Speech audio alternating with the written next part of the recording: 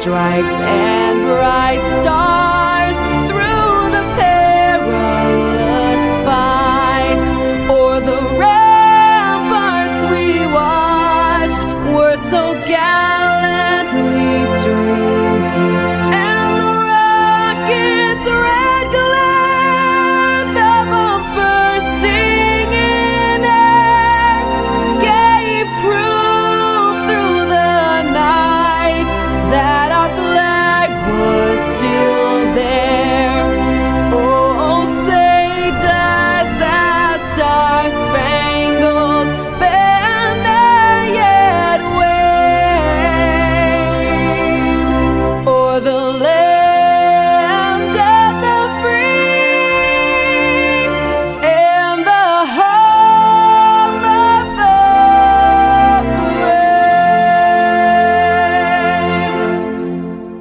brave. Greetings, dear viewers.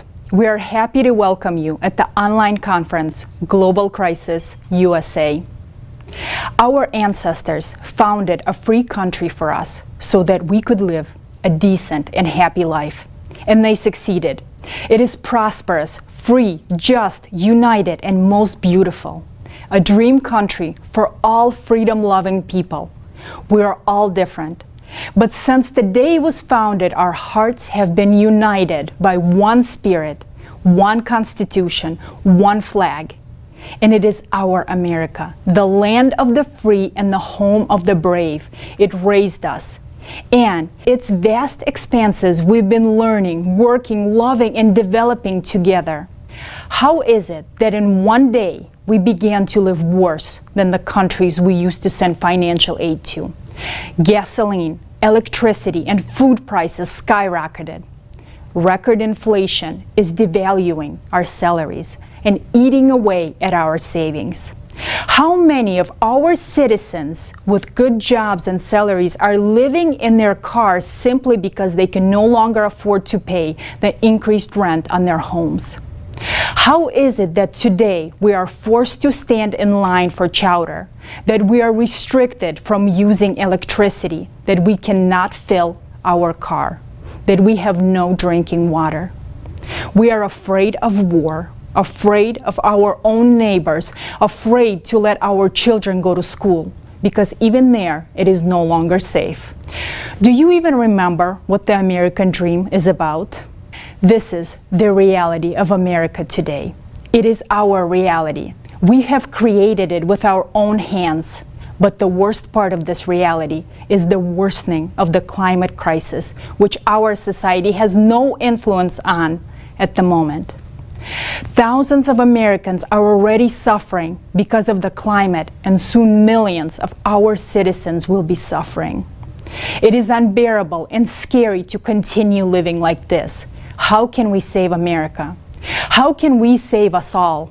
Today, we will bring up topics that concern each American, and most importantly, we will give a solution that will be beneficial to every single person. It is the way out of all these crises that has brought us all together today at this momentous conference. It is time to show what Americans can do when we are all united. So let's get started.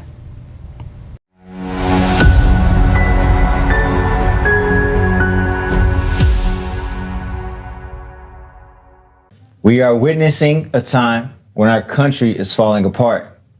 We are more divided than ever before. Our economy is showing alarming signs. The character traits that Americans are so proud of, such as respect, mutual help, and humaneness, are becoming few and far in between. Problems with education, healthcare, mass shootings, political unrest, riots, violence, human trafficking, and climate crisis are just a few unresolved problems that are on the rise, and no one can provide a solution. Until today, we did not see the light at the end of the tunnel. Until today.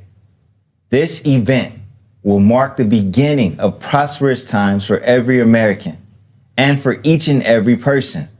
We, the American people, deserve to live in safety, peace, and security. It's time to make the American dream a reality for all.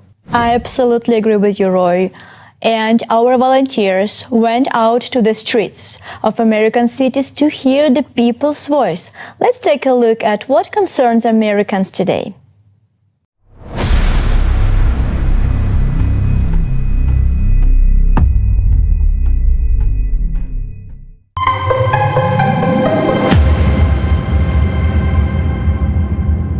The biggest problem I see in society right now, living in the United States, is people value things over people. The concerns that I have for the United States is the division that we have amongst each other. I'm from Texas, so the shooting last week, it's terrifying. I don't have any kids of my own because I'm scared to bring a kid into this world. I don't want to, send them to school and be worried they're not going to come back. When I have grandchildren, and I don't want them to be scared going to school. I think the biggest crisis is I feel, people fight too much over religion and race. Hate and racism. Racism is like an American tradition. I would like, I should say I would like to live the way I want to live. But truthfully, do I think it'll get like that? No, I don't. I don't think it'll get like that due to just the color of my skin. I feel like I don't know, there's too much competition and all that in this world. First and foremost, I think there's no excuse for there to be homelessness in this day and age. I think there's more than enough wealth in this country to meet people's needs. And I think that if we as a nation, we as a people, kind of put more the priority to being about meeting people's needs as opposed to me all the time, looking at just like caring about your community and its well-being as opposed to just your own self. I think that, homelessness could be ended, and I think wealth inequality could be a lot better than what it is right now. I didn't expect to see people on the street, homeless people. So I want to think that the gap between the rich and the poor is so wide in the United States. I didn't expect to see that. I see the homeless on the street living inside tents, and it's something I see over in Cameroon. I didn't expect to see it. Gravitation towards extremism and extreme division. I think the inflation is really bad. It's really hard. Groceries used to be like $100 a week. Now it's like $250 every week. $5, let's say gas, or your groceries. You used to spend $200 a month. Now you're spending $700 a month. It's not sustainable. Yeah, I mean, the economy as a whole is pretty tough right now. We got inflation, rising cost of goods. That's tough. Wages, they've been pretty stagnant when it comes to the cost of rent. Home buyers, it's getting tougher and tougher to be a home buyer. We got all these corporations coming in, buying residential homes, making it tough for the regular mom and pop people trying to become a homeowner. So that's making it tough for the American dream to become true. We do that, it might not be possible because of prices are going up 100-200%. Inflation is out of the chart. In my lifetime, I haven't seen this much inflation. The resources, like food, gas, water, things like that puts a lot of people on edge too, because we're experiencing shortages here, shortages there, and famine and all this other crazy negative stuff. It's just like terrorizing and tearing this world down. Corporate greed, and the way the tax system has been set up in the past years. Affordability, people can't afford to live in the homes that they have. They can't afford the rent. They can't afford to feed themselves. They can't afford the medicine that they need. There's people, dying from diabetes. Separations based on class, race, and it's definitely political. Stances have become a lot more extreme recently. Democracy in general. I would say politics, how everyone is against each other. If the prices raise the way they are, where are people going to live? Now you really can't afford a home because the homes, even rent apartment, you can't do anymore. If you're going to raise them, then the salaries need to be raised also. My biggest concern is the lack of financial education in school systems, because we all grow up in the same system. Go to school, get a diploma, go to college, get into debt, get a degree, and work there for the next 30 to 40 years and hope for a great retirement and depend on your employer. But unfortunately, that is not happening nowadays, and people are going back to work at 60 or 70 years old. So the lack of financial education needs to be solved today.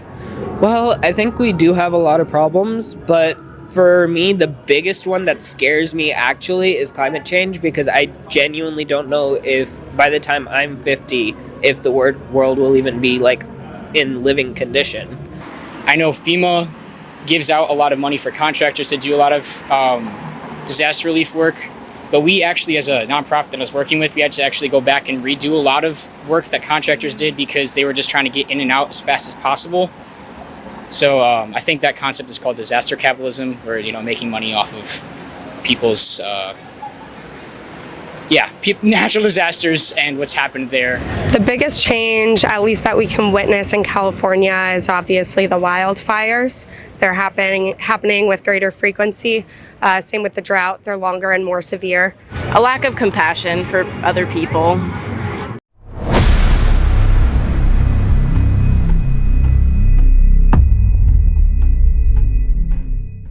You know that things are bad. It is no longer a secret to anyone. You see how many issues there are. Today, we are going to look into the root cause of each one of them. And we'll talk about the solutions, how to fix all of this mess that we got ourselves into. To begin with, let's take a look at the economic crisis in the United States.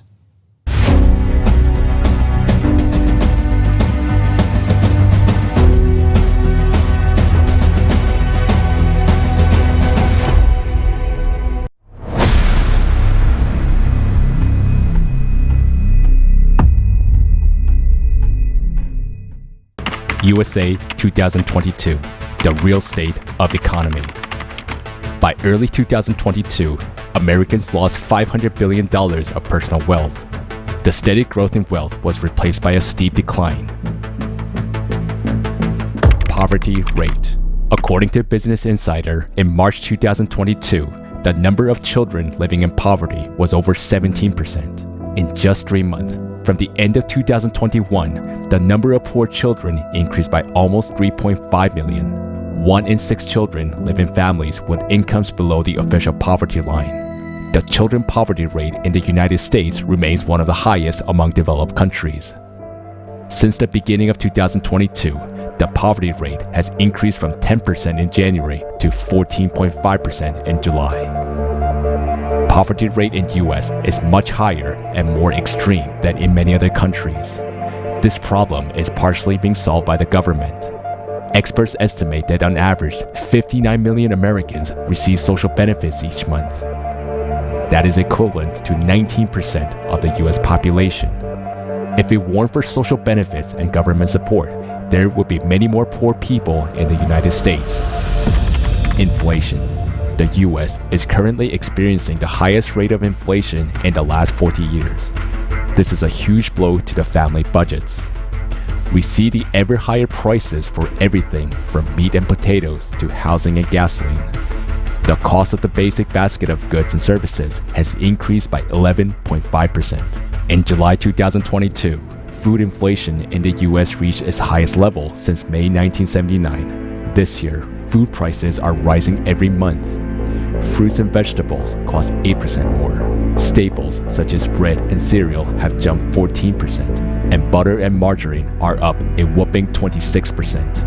Walmart says that shoppers are swapping lunch meat for beans in the latest sign that inflation is roiling low-income households. Wage growth has not been keeping pace with inflation. With the money we have today, we can buy less and less. Rent growth. Rents continue to rise at the fastest pace in decades, making housing costlier than ever for many Americans. People with the low wages suffer the most from this trend. In 2022, the situation worsened. According to Rents.com monthly report, the median price for renting a one-bedroom apartment in August 2022 was $1,769, and for a two-bedroom apartment, it was $2,105. This is 38% more than a year ago. Now, fewer people can afford to rent an apartment. The situation is aggravated by the fact that rents have moved up in parallel with rising home prices.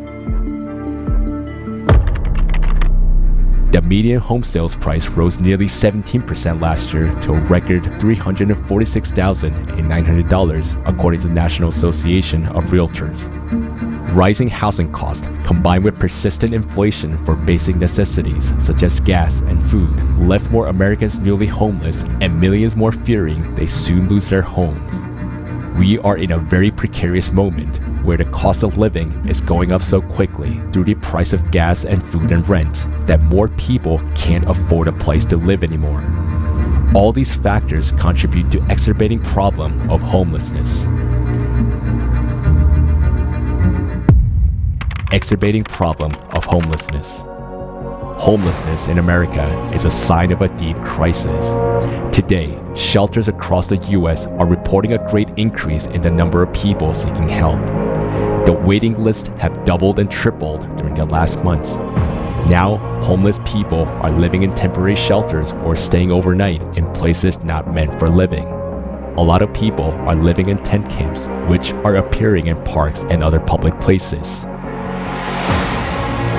In January 2020, there were more than 580,000 people in America experiencing homelessness, according to National Alliance to End Homelessness. The number of people without shelter has increased by 30% since 2015, decimating all efforts taken to improve the situation.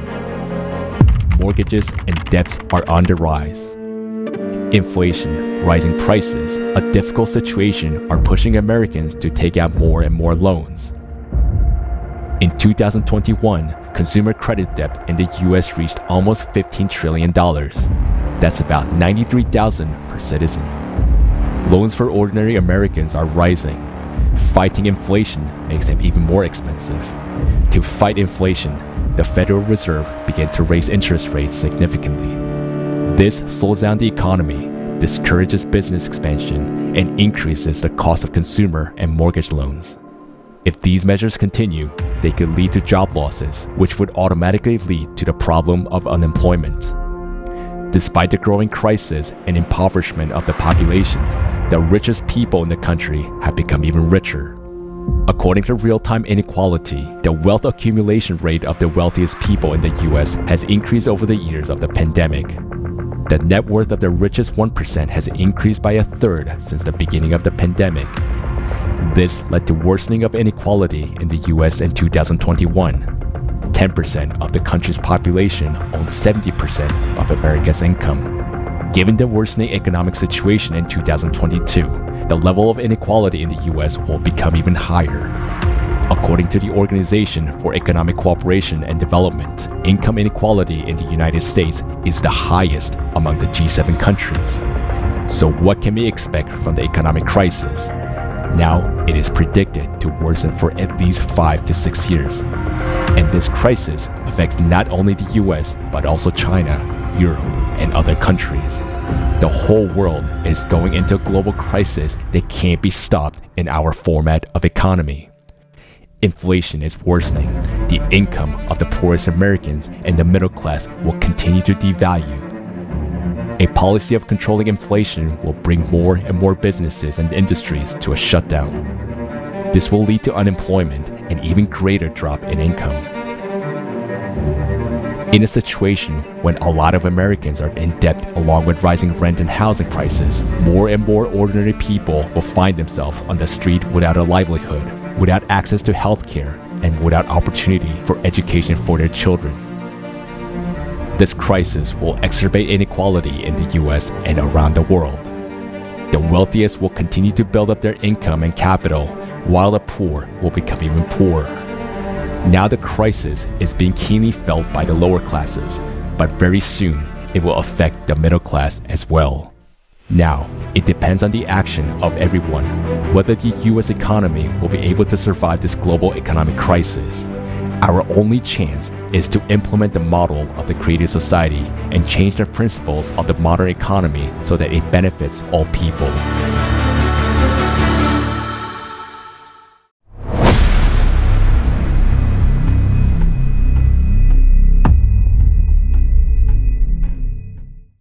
Why the child poverty rate in the United States remains one of the highest among developed countries. This is a real tragedy and we are losing entire generation. I can't believe that such a large percentage of children are in need of food and other basic necessities in our prosperous and developed country. To me, this is a very alarming sign. And the poverty has increased in the USA. It's 14.5%. In addition to that, 60 million people, or 20% of the population, are receiving food stamps or financial aid today, which is not so good compared to other developed countries. And the trend does not look optimistic. Of course. That's why I understand why the streets of California are filled with so many homeless people, including homeless children. Can you imagine what a nightmare that is? And all of us are experiencing rising food and housing prices, and many of us can't pay off credit cards. 42 million Americans miss the due date on a credit card payment. I even had to take a second job to support my family. Everyone wonders, why is this happening and who is to blame? Today, we have Tally all the way from Silicon Valley, California. As a major in business administration, Tally has studied the question of economic degradation for many years, and now we'd like to hear from him.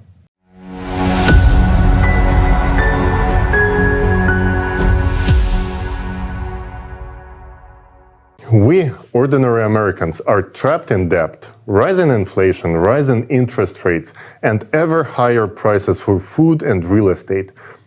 Today, 38% of American families live on less than $50,000 a year. And it is poverty, while 18% live below the poverty line. The middle class, once the backbone of the American economy, has steadily contracted over past decades from 61% to only 50% in 2021. Today, America's middle class has a smaller share of the US wealth than top 1%. Let us look at the reasons for this dramatically worsening situation for most Americans. The biggest factor here, devaluating the income of the American families and terrifying the whole world, is inflation. What has caused such a high inflation rate in the US? Well, the number one factor is the growth in the amount of money being printed, which outpaces the supplies of goods and services. When the world faced COVID-19 pandemic in 2020, the US economy started to fall into a crisis. Government decided to support the households and businesses during this period and allocated $5 trillion for this purpose. And this amount was simply printed by Federal Reserve System in year 2020. It equals to 20% of the whole US GDP, which was the key trigger for the inflation. The second factor was the rise in the production cost due to breakdown of the logistics in the whole world. This has led to higher prices for the most goods and services. So disruption of the supply chain due to closure of airports and borders, as well as restricted transportation, has increased the cost of many goods. And the third factor that contributed to the inflation was the model of the modern economic system. The world economy is rapidly growing and becoming globalized, so the interconnections between different countries are becoming more and more complex.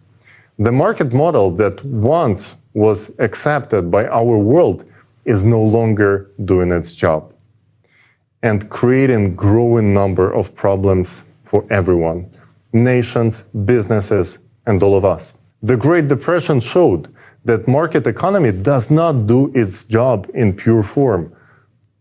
For a while, with help of government regulations, this model was somewhat managing social problems and financial crisis. But then came the different era, globalization. All countries are now dependent on each other, and turbulence in one country affects the whole world. No country can individually cope with a huge number of the extreme factors affecting its economy. So we need to take a look at this new solution.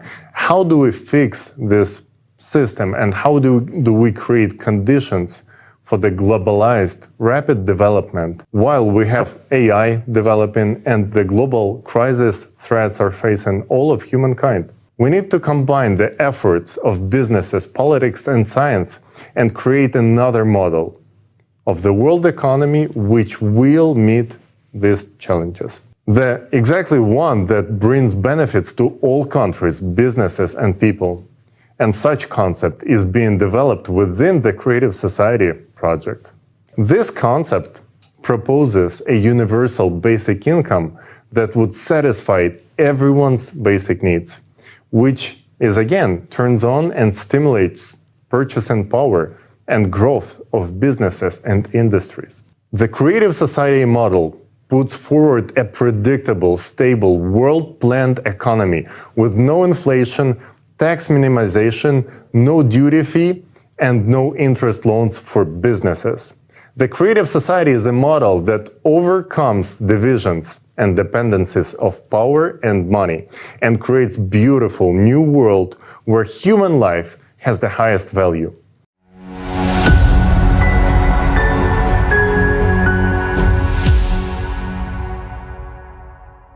Dear friends, please share the information about the Creative Society with every single person you know.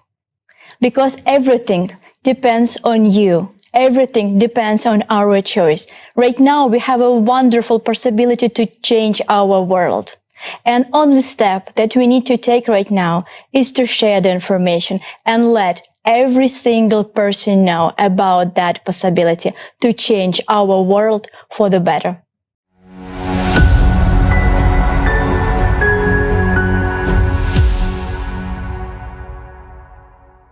Facts that we just heard are quite disturbing. Can we see that first graph? Income inequality is devastating. Middle class is shrinking faster than ever before. Society is polarized, and you can see how the wealth of the general population has been decreasing for decades. But look at the way it plunged since 2020. If that's not the beginning of a crisis, then I don't know what is. How do they plan to solve the problem of this huge debt bubble? There are really no economic or even mathematical models that can solve the debt problem. It is tens of trillions of dollars that states owe to each other and hundreds in generalized debt. Historically, this kind of crisis always led to a war, and the winner was setting the rules to benefit themselves. And it makes no sense to repeat the same thing. Again, we have to start from scratch before it is all too late. All debts have to be reset. U.S. will benefit from it the most, as the debt of our nation is the biggest in the world.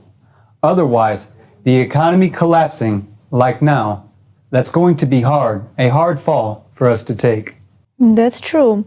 Jason, so what do you think? So can we hear more about the solution? How do you transition to an economy which is interest and debt-free, a thriving economy that serves people? Maybe Kelly can answer this question? Yeah, thank you, of course. Well, first of all, the economy has to have a goal. Without the goal, it's just like, we're not going to do it. And the goal has to be simple, to provide each one of us with everything necessary for living. So basically, it is called universal basic income. And the economy has to generate wealth for all of the people. That is the only way to actually avoid mass unemployment with the introduction of automation, which is already happening. We're already witnessing it. And we can take the best practices from big international corporations and see how they operate and generating profit for their stakeholders. There is no corporation basically in the world which could do business without the plan. And even if you take a small bakery store, they cannot do business without the plan. But we somehow think that invisible hand will figure it out on the world market. That's not working, and it's proven to be a failure. So that is the only way to avoid underproduction and overproduction, to have a plan. And we know how much our ecology is suffering from overproduction, by the way, these days. So yeah, I think first of all, we have to set a realistic goal for our economy. But does a universal basic income mean that people will stop working? Good question. Yeah, that's actually a very good question. People think if we're gonna have universal basic income, everybody gonna stop working. But of course not. Like, for example, would you stop making music or doing your business only because you met your basic needs? No. Yeah, I think so too. Nobody would stop doing what they love just because they covered basic needs. And this is just ridiculous to even think so. People always want to do better, and better than just basic level, right? And social status is also important. So people tend to aspire to do better. And the ability to do business and work, it is also very important. And it also has to be everyone's right, just as it is today. But we have to make the system work right for the benefit of people. Today, because of the debt slavery and fears of losing jobs and constant crisis, people are so stressed out that it is basically a constant stress, just constant basis, that many people just simply cannot handle it. And the system itself is driving people crazy. This is one of the major reasons why we have so many problems with mental health in the society, and simply we cannot call our society a healthy society. Agree. Thank you, Tali. And the economic decline also brings a lot of stress and instability into our society. And another topic that I wanted to bring up that's very close to me is mass shootings. And today, this is a huge, huge concern, not only for people, but for parents, for citizens, for all Americans, because that is one of the main topics that talked about today. And unfortunately, today we also see that the solutions that are being provided are not going to solve anything. Whether we take the guns away or whether we keep the guns, we still need to have another solution. So we would like to hear more about this topic, and maybe we can watch a video to see what can we do as a society to keep our kids safe.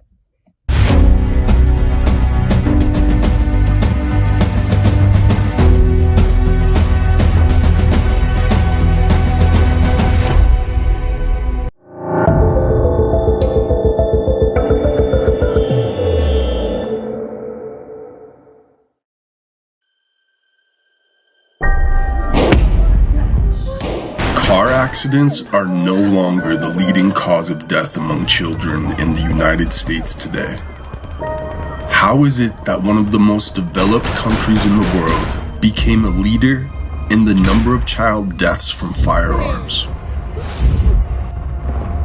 We are unable to protect our children.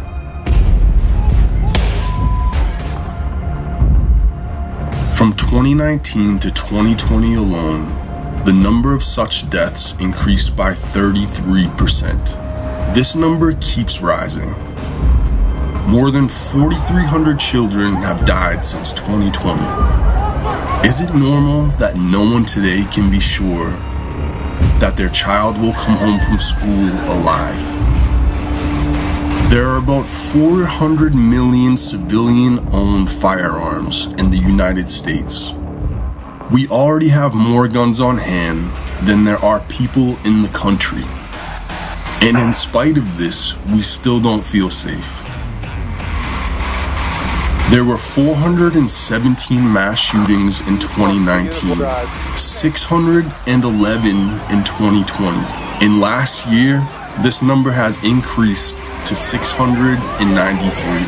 In 2021, 40,000 people were shot dead. That's comparable to the population of cities like Concord in New Hampshire or Lenexa in Kansas. Every year, an entire city is shot down. We elect these or those politicians hoping that a new government will change the situation. But the number of shootings and the amount of violence is only increasing. Some people yell that free access to guns is to blame, while others say that it's our Second Amendment right. While they are butting heads with each other, our loved ones continue to die. In our consumerist society, human life is worthless. And this is why we are unable to solve this problem. Doesn't this make you wonder about our priorities as a nation? Where is our common sense? Common sense is in building the creative society in which human life is the highest value.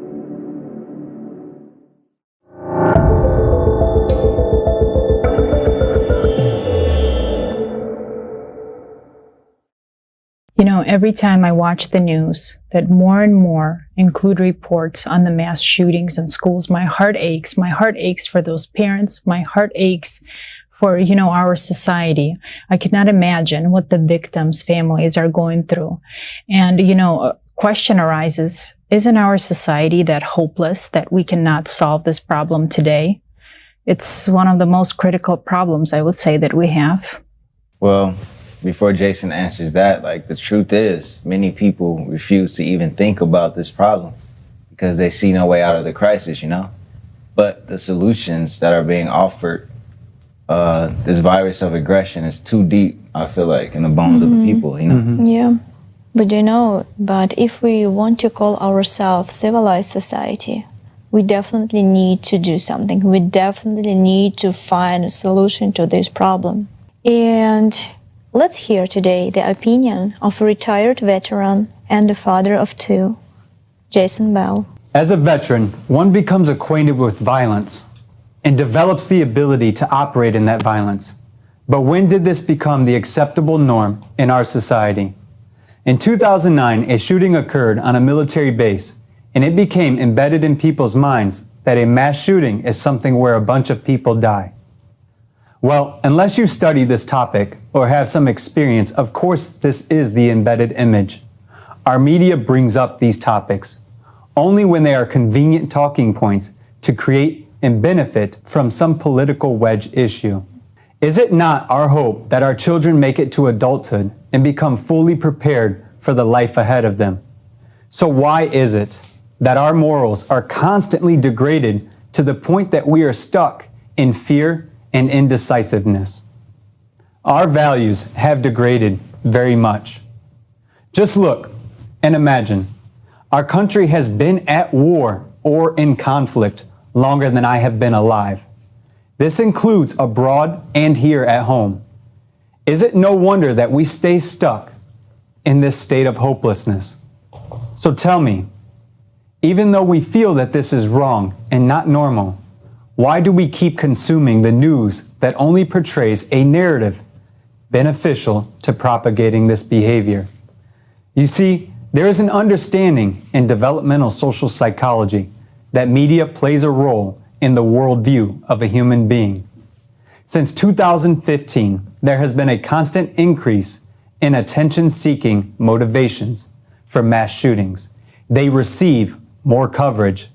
The Violence Project has found this to be one of the reasons mass shootings are carried out.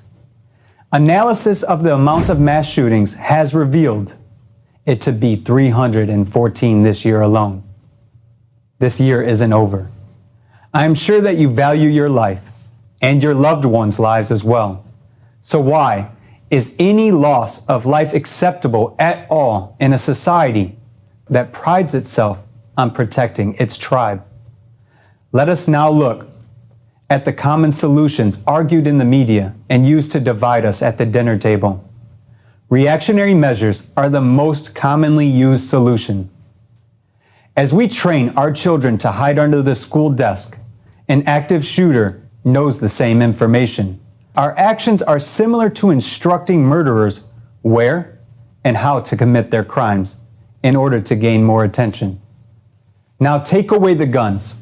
This is what many find themselves going to. That's not the answer either, because at least for us, this is one of the reasons this country exists. That is our ability to answer any perceived authority that infringes upon our liberties. Okay, so what is the solution? Think about this as we move forward. The United States is a collection of unique individuals who make up states. We are known to pride ourselves on caring deeply and heavily for those we love. We pride ourselves on working tirelessly and without complaint for our children. so they too can enjoy the American dream. Well, if this is the case, let's look at the solution then. The Creative Society format, the 8 pillars, allow for the restoration of our moral values and give us the means to use governance, that is self-governance, and technological advancement to protect all human life. But we can't seriously answer this without being sure that we value human life, as is stated in the first pillar. Human life cannot and should not be a business. Matter of fact, pull out a quarter from your pocket or from your change jar. Are you ready?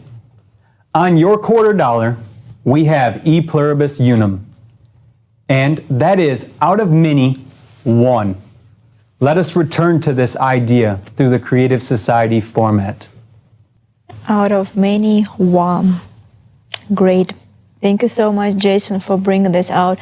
Thank you so much for this information. It's very, very thought-provoking. And we understand that the situation with the mass shooting in America is a disaster. And it's taking away numerous lives each year, and it only gets worse and worse. But even more lives are being taken by climate disasters now.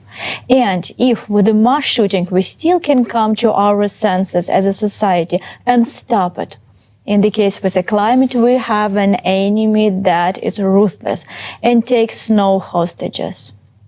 There is nothing we can do in the current format to prevent even more devastating losses in upcoming years. Just to show you how much of a problem this is, we have a video prepared with the statistics and the latest facts on extreme climatic events. Let's watch it together.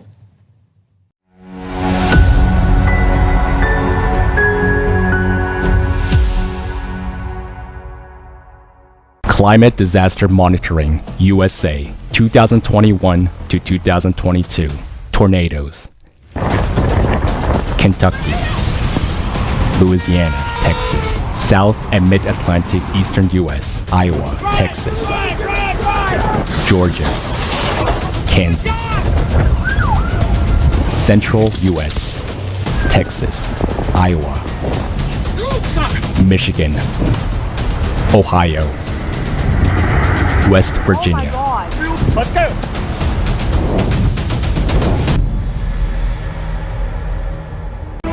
According to NOAA monitoring, there has been a rapid increase in the number of tornadoes across the United States. In December, there are on average 24 tornadoes per month. But in 2021, December set an all-time record, 232 tornadoes. That's almost 10 times more than the norm. As early as March 2022, a new record was broken. On March 5th, a series of devastating tornadoes struck Iowa with abnormally high strength and the longest path of any known tornadoes at this time of the year. And already in April, a single series of tornadoes caused more than $1 billion in damage alone. This chart shows that the path of tornadoes across the land is getting longer and wider. In the near future, given such progression, the most powerful tornadoes will occur year-round, even in those areas of US where they have never happened before. Storms and hurricanes. Hurricane Ida.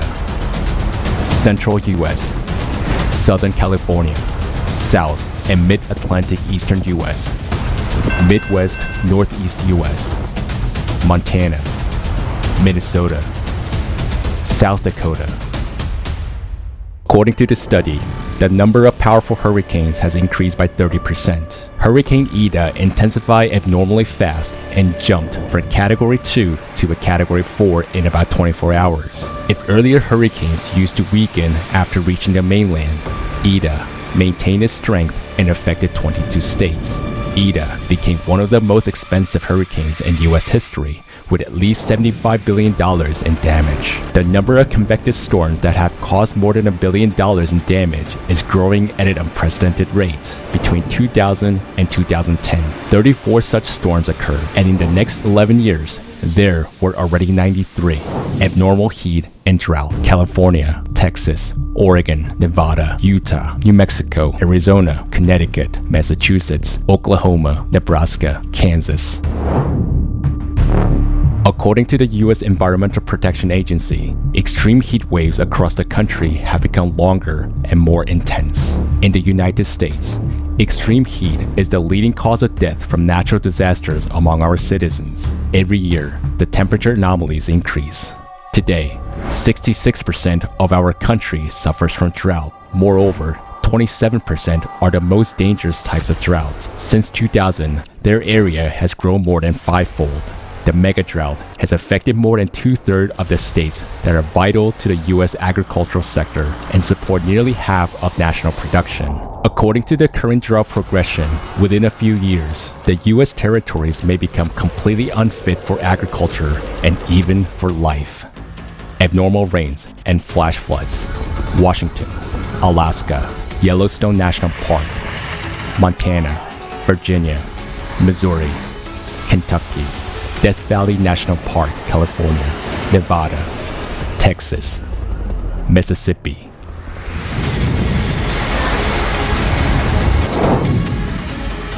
Within days, mega droughts are followed by mega floods. The Death Valley is the most arid place on the planet where rains are exceptionally rare. This July, a year's worth of rain fell here within just one morning in St. Louis, Missouri.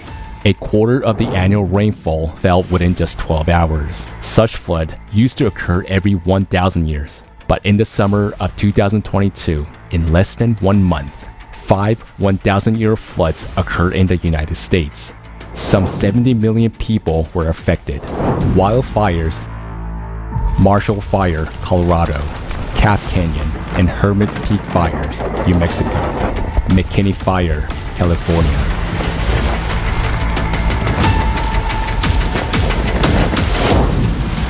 This year alone, wildfires in the US have already burned 160% more land than the 10-year average. As of August 30th, the damaged area was more than 7 million acres, the equivalent to the area of the state of Massachusetts. Almost half of all the area affected by fires is in Alaska. The northernmost state is experiencing the largest wildfire season in its history. Wildfires in the US have become not a seasonal threat, but a year-round danger. Only 50 years ago, there was no such thing as megafires, while in 2021, there were 13 megafires recorded, and dozens more almost reached this area. The Marshall Fire in Colorado broke out in late December. Its winds accelerated to a speed of a Category 3 hurricane and became the most expensive fire in the state's history. Losses totaled $2 billion.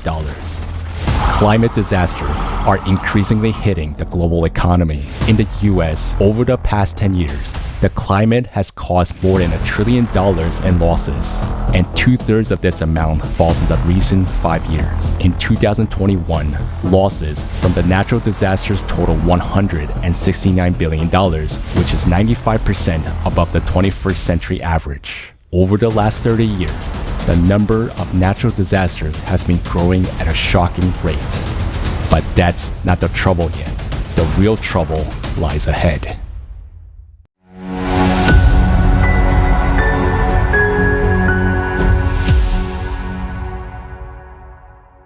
Wow, that footage is shocking, and we are in huge trouble.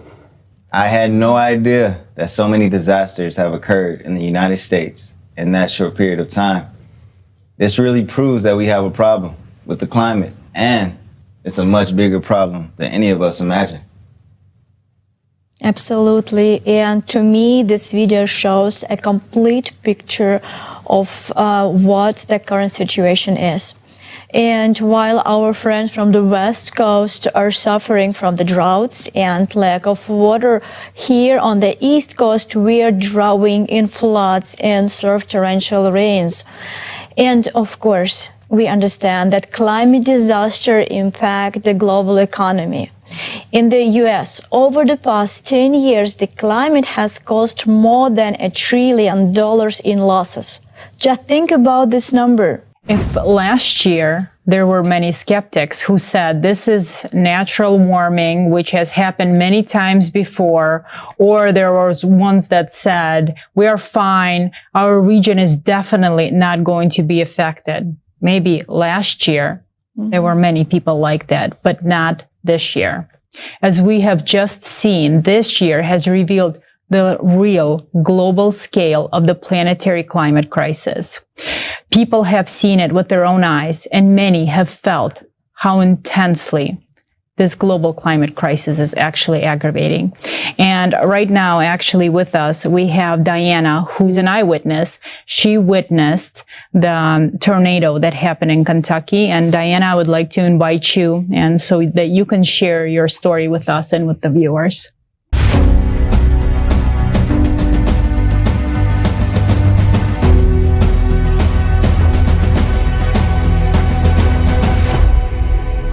Thank you so much for having me, everyone. It's a pleasure to be here.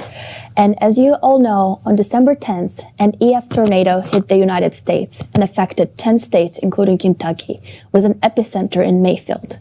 And EF4 is the second strongest tornado on the enhanced Fujita scale.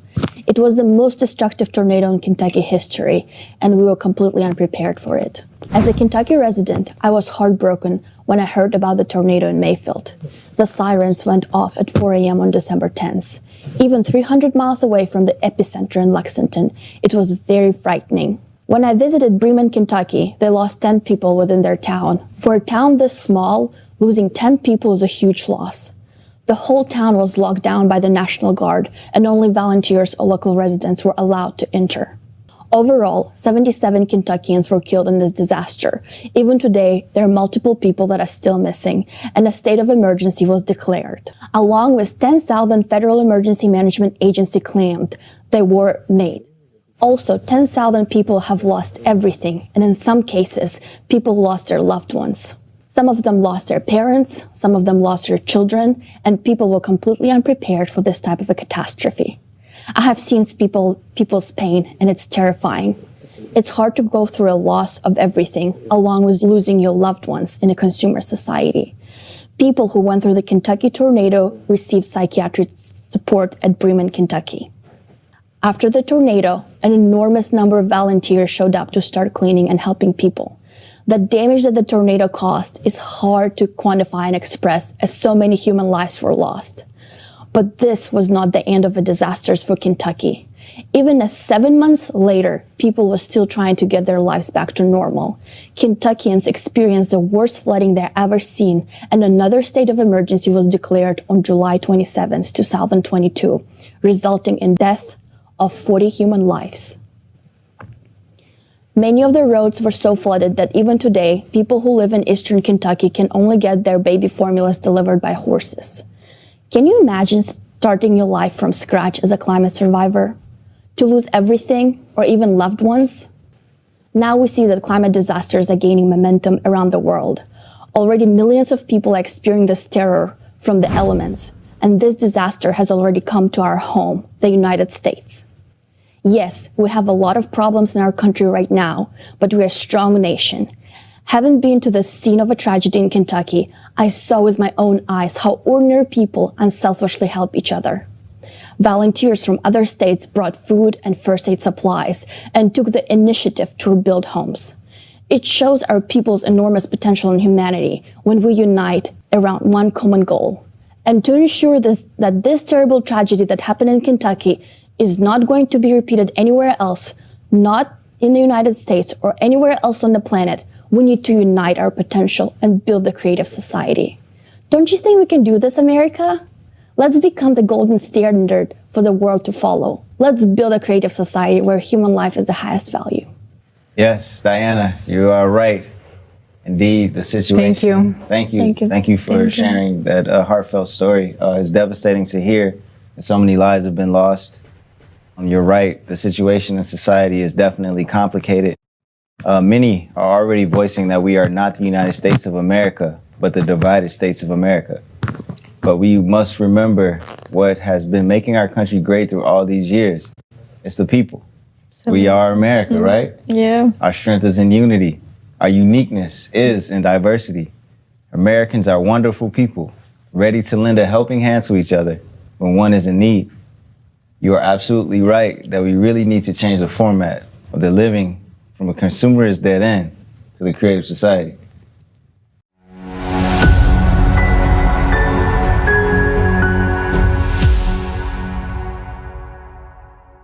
My friends, loved ones, and colleagues, and my fellow Americans.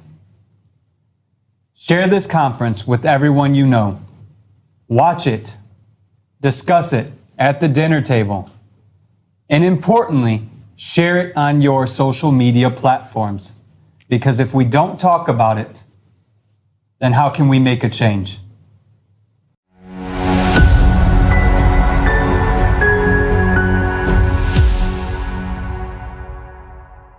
Today, it is already obvious for everyone that climate is changing, and no one can really deny that.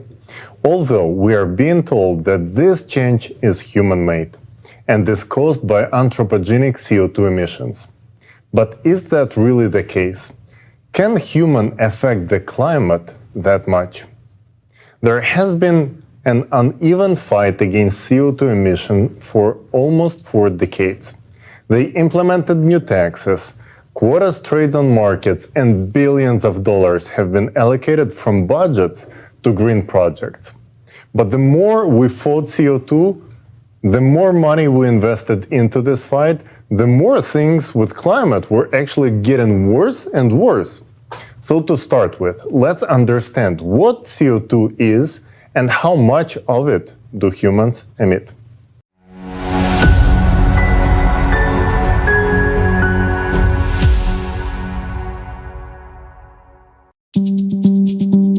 The climate is changing rapidly. Today, we're told that our greatest enemy is anthropogenic CO2. To fight CO2, they tell us to shut down plants and factories, stop heating our homes and filling our cars with gasoline, stop eating meat, and stop showering.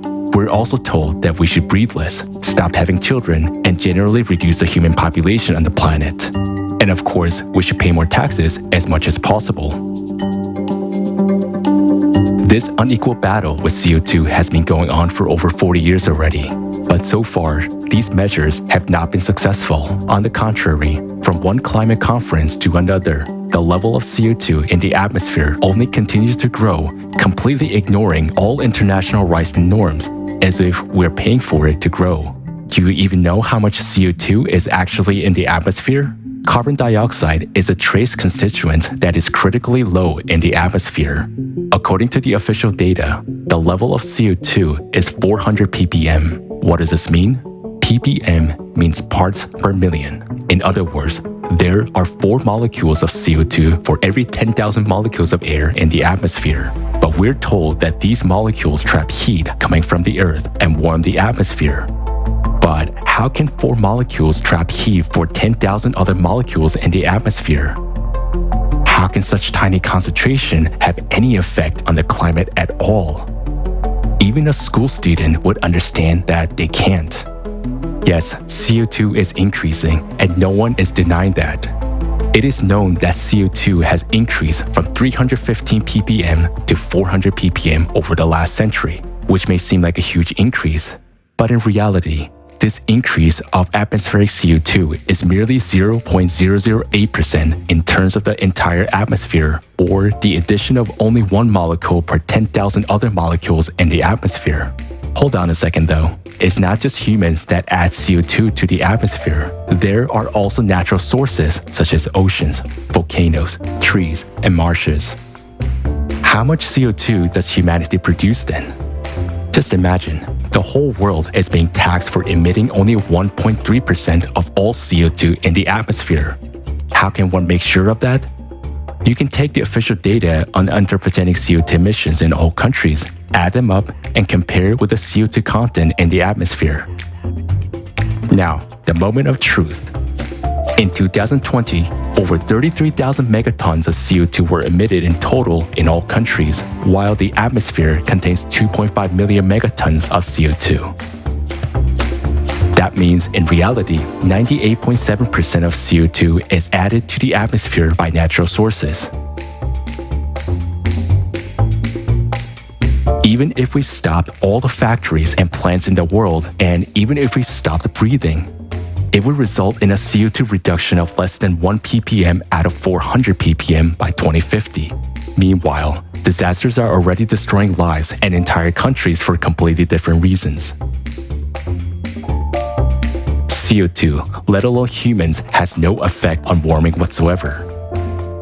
If you look at the data over the past 160 years, you will see that despite all the efforts of humankind to emit more CO2, this gas could not decide whether to heat the atmosphere or to cool it. Similarly, before the industrial age, the planet heated and cooled on its own without any help from humankind. Curiously enough, during the 2020 pandemic, humankind significantly reduced its CO2 emissions. The entire world was under quarantine, plants and factories were shut down, and the air in the cities was cleared of exhaust fumes. However, the concentration of CO2 in the atmosphere continued to grow regardless of the quarantine. And this is understandable. After all, humankind adds only 1 molecule per million of other molecules in the atmosphere. The main orchestrator of atmospheric CO2 is the ocean, since about 95% of the Earth's carbon dioxide is dissolved in its waters. When the ocean cools down, it absorbs gases better, and the concentration of CO2 in the atmosphere decreases. Conversely, heat from the warming oceans is transferred to the air, and only after 11 to 12 months, there is an increase in CO2 in the atmosphere. In other words, the increase in carbon dioxide is a consequence of a heating, not its cause. And humanity has nothing to do with this process, nor does it have anything to do with climate change. But if CO2 increases naturally, it must intensify the greenhouse effect anyway, right? That is absolutely not the case. The most important greenhouse gas is water vapor, whose content in the atmosphere is 50 to 100 times more than all the CO2, and is water vapor that creates up to 95% of the greenhouse effect. There is no point in discussing man-made contribution to the greenhouse effect, as it is less than 0.117%. But perhaps most surprisingly, according to experiments and theoretical calculations, the growth of CO2 in the atmosphere has a cooling effect. Scientists did a field experiment where they built greenhouses and pumped carbon dioxide into them. And this experiment showed that increasing concentration of CO2 only slows down the heating of the atmosphere. You can conduct such experiment yourself using the materials at hand. You can watch a video of such an experiment using the QR code on the screen. Now, we know that atmospheric CO2 concentrations is so tiny that not only does it not heat up the atmosphere, but on the contrary, it cools it down. Anthropogenic CO2 emissions are negligible and are not able to affect the climate in any way. And another question remains: why are natural sources emitting more and more CO2 today? Ice cores from the last pre-industrial 100,000 years, when there were no cars or factories, contained CO2 concentration that were well over today's 400 ppm, for example, between 700 and 2,500 ppm. For some unknown reasons, however, these data began to disappear from the articles in 1985, which strangely coincided with the establishment of the Advisory Group on Greenhouse Gases that later became the Intergovernmental Panel on Climate Change. But then, another reasonable question arises. What can cause such a significant increase in CO2 if humans are not to blame? Our planet is currently going through a period of global climate catastrophes occurring cyclically every 12,000 years. During this period, due to the changes within the planet, volcanoes and earthquakes become more active, causing magma to ascend and the ocean to heat up enormously. Heating of the deep ocean and awakening volcanoes are causing the concentration of CO2 in the atmosphere to increase rapidly. And this happens every 12,000 years. While they are creating an illusion of fighting the negligible amount of CO2, millions of people are dying, cities are being destroyed, and the number of climate refugees is growing. The only way to escape the escalating disasters for us is to unite in order to build a creative society.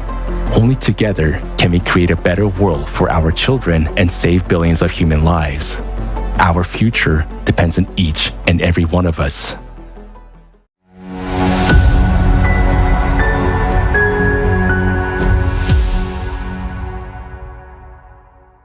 This actually might be quite shocking to many, the fact that CO2 is rising because of the ocean water getting warmer. Many million years ago, the CO2 level was as high as 7,000 ppm, and now it is only 400 ppm. So where did the difference go? It's all stored in the ocean waters. And ocean is the primary storage of CO2. And the way it works is like this. When ocean gets cooler, it absorbs CO2. And then when ocean waters get warm, they start releasing CO2 back into the atmosphere. So believers of anthropogenic theory try to convince us that the ocean warming up because of the human emissions of CO2, when in fact it is the complete opposite. You'll find out the true cause of warming up of the ocean waters just in a few minutes. Oh, I like the suspense. Yes, it is indeed. Isn't it interesting that during the pandemic, when the industry slowed down, CO2 should have stopped rising, but it continued to grow? However, it is not surprising at all, since humans only emit a little over 1% of CO2 emissions into the atmosphere, and the rest comes from the ocean. And it is also worth noting that swamps and trees have recently started doing the same. Normally, they should be absorbing more carbon dioxide than they produce, but now, something strange is happening. They have become net producers of CO2.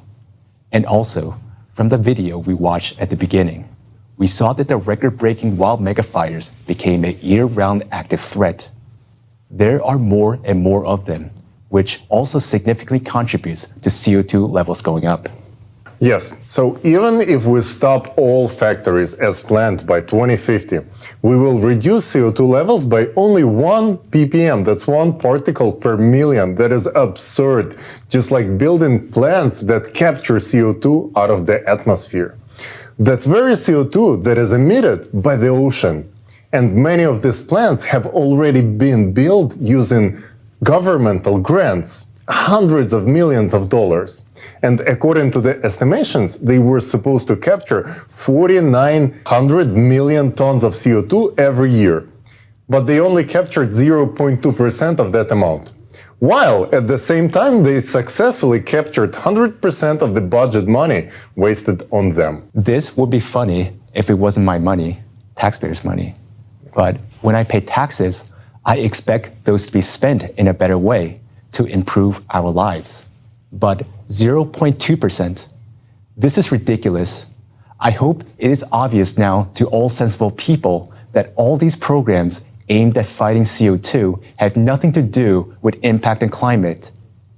Let's take a look at the real causes of climate change.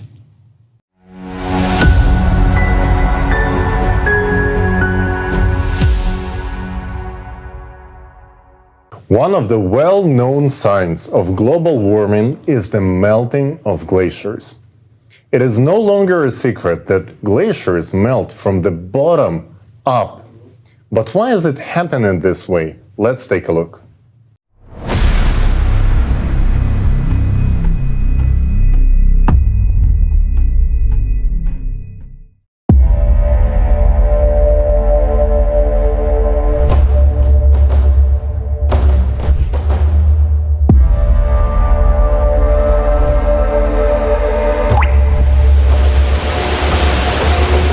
Everyone has already heard that glaciers are melting catastrophically fast.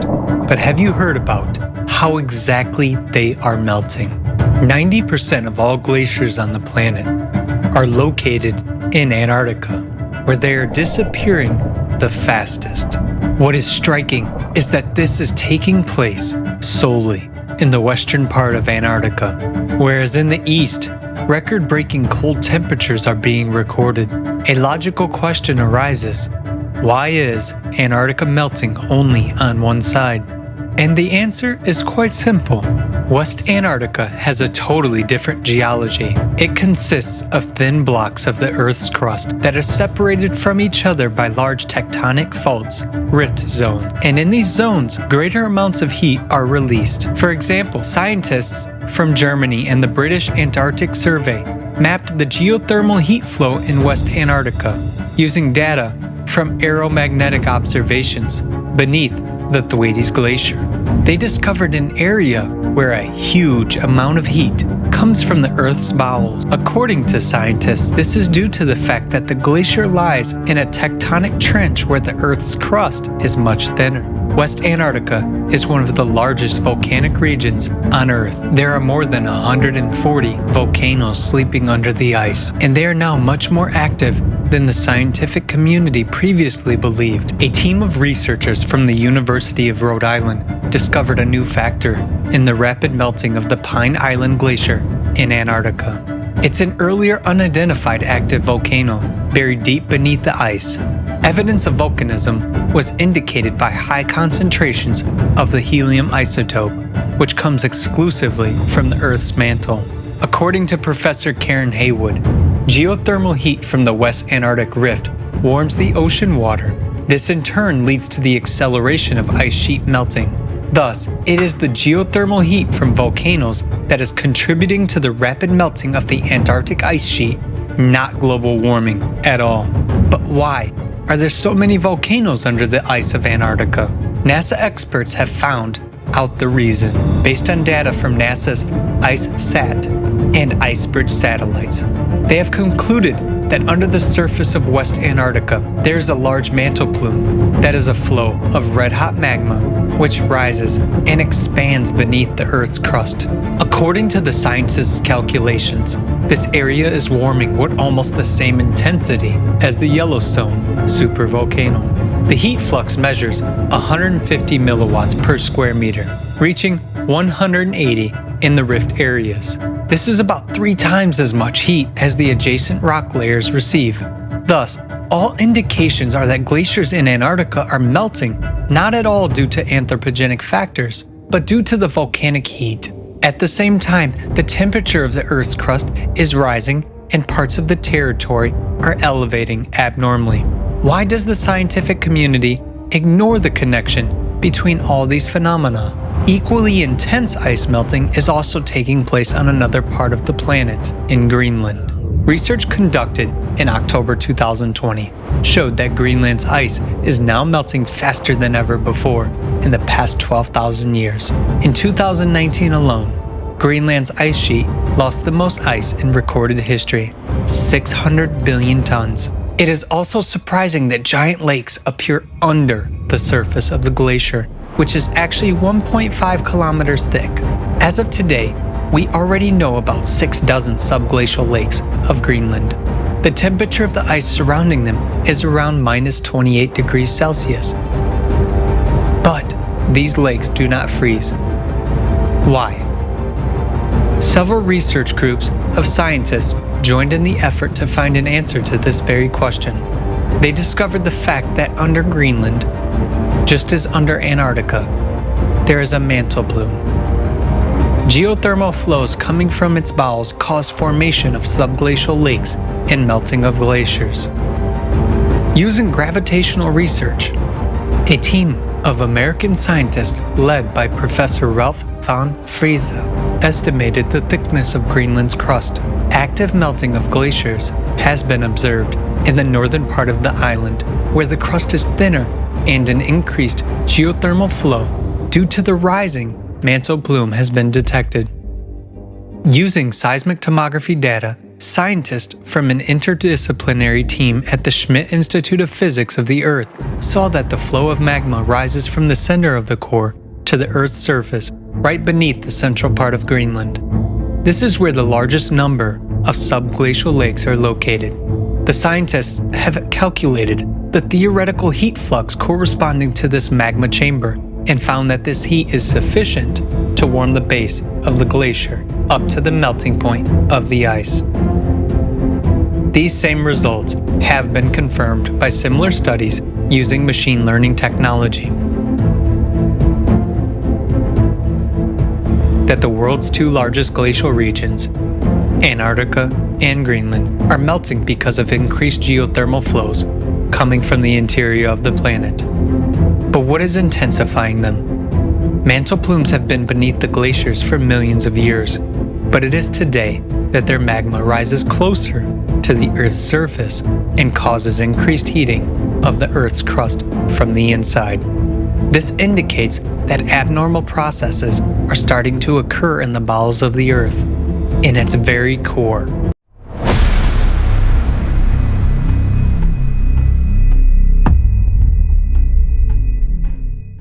So, it turns out that the magmatic hotspot under Antarctica and Greenland have been under the glaciers for millions of years. But the intense melting of these glaciers has begun simultaneously only since 1995. Exactly. So for some reason, magma under the glaciers began to rise up after 1995 and melt the glaciers from below. Now, remember this year, you will hear it a lot today. Another unexpected fact is that starting from the very same 1995, the waters in the Weddell Sea, right next to the West Antarctica, has begun to heat up. In the Weddell Sea, the water is hidden at the ocean floor at the depth of more than 2,000 meters. And at the very same time, the upper 700 meters are almost not heating up at all. And this is not surprising. After all, the Weddell Sea is bounded on all sides by volcanic structures that are currently active. Yes, so the Weddell Sea has been heating up since 1995, and this is caused by the rise of magma. Today, the heating of the ocean floor is not only happening in the Weddell Sea region, but also all over the world. And why don't we watch a quick video on that as well?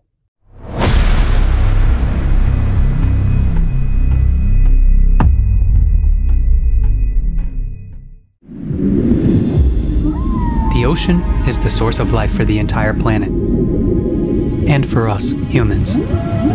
But it ceases to be the source of life. It is about to become the source of our death. Just think about it. Ocean warming has increased by 450% in just 30 years. According to scientific estimations, for the ocean to heat up at today's rate, it would take as much energy as would be released if 7 atomic bombs dropped on Hiroshima would explode every second for a year.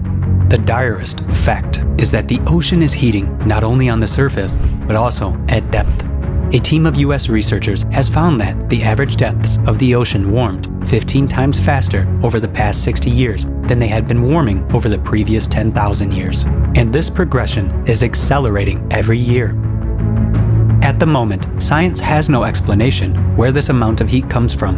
The only theories being considered are that the oceans are warming from the sun and from human emissions of the greenhouse gas CO2. But they can only explain heating of the upper layers of the ocean to a depth of up to 200 meters, because sun rays do not penetrate deeper. The water can be maximally heated by the sun up to 700 meters as a result of agitation.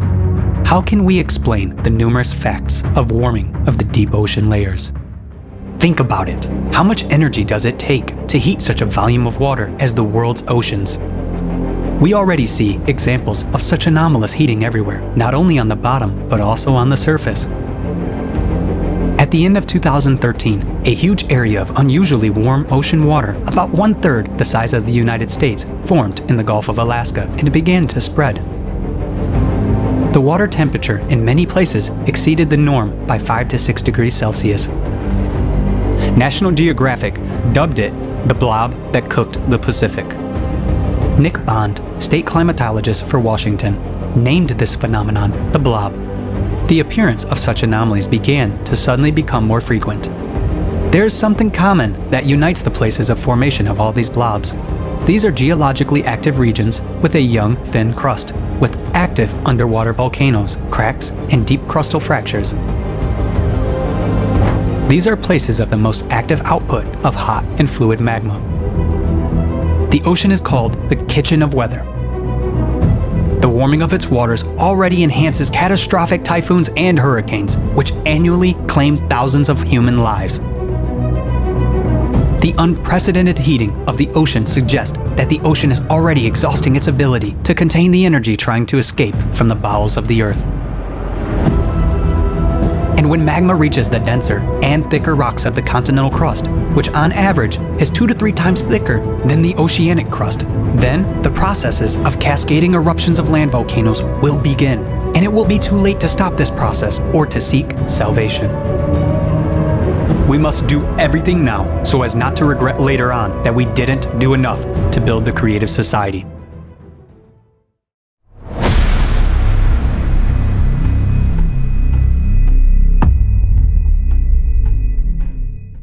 The way that the ocean hits at the bottom is truly shocking. It is important to note that the thermal anomalies in the ocean started to appear more frequently after 1995. So what happened in 1995, you're going to ask? It is well known that since 1995, the magnetic North Pole began to shift rapidly with an increasing speed, which eventually became 4 times greater than usual. In 1995, simultaneously with the displacement of magnetic pole, the planet's axis of rotation began to move rapidly, 17 times faster than before. At the same time, there was registered one of the stages of unprecedented leap-like acceleration of the planet's rotation. You can see it on the graph of shortening of the day length. Yellow lines indicate how quickly the day begins to shorten, and the red arrow marks the stage in 1995. And judging by the trends, the speed of the planet's rotation will only keep accelerating. And all these changes are related to the changes in the rotation of the planet's core, because it is the core that generates that magnetic field and affects the rotation speed of the planet. Now, let's see what has been happening to the planet's core and what has happened after 1995.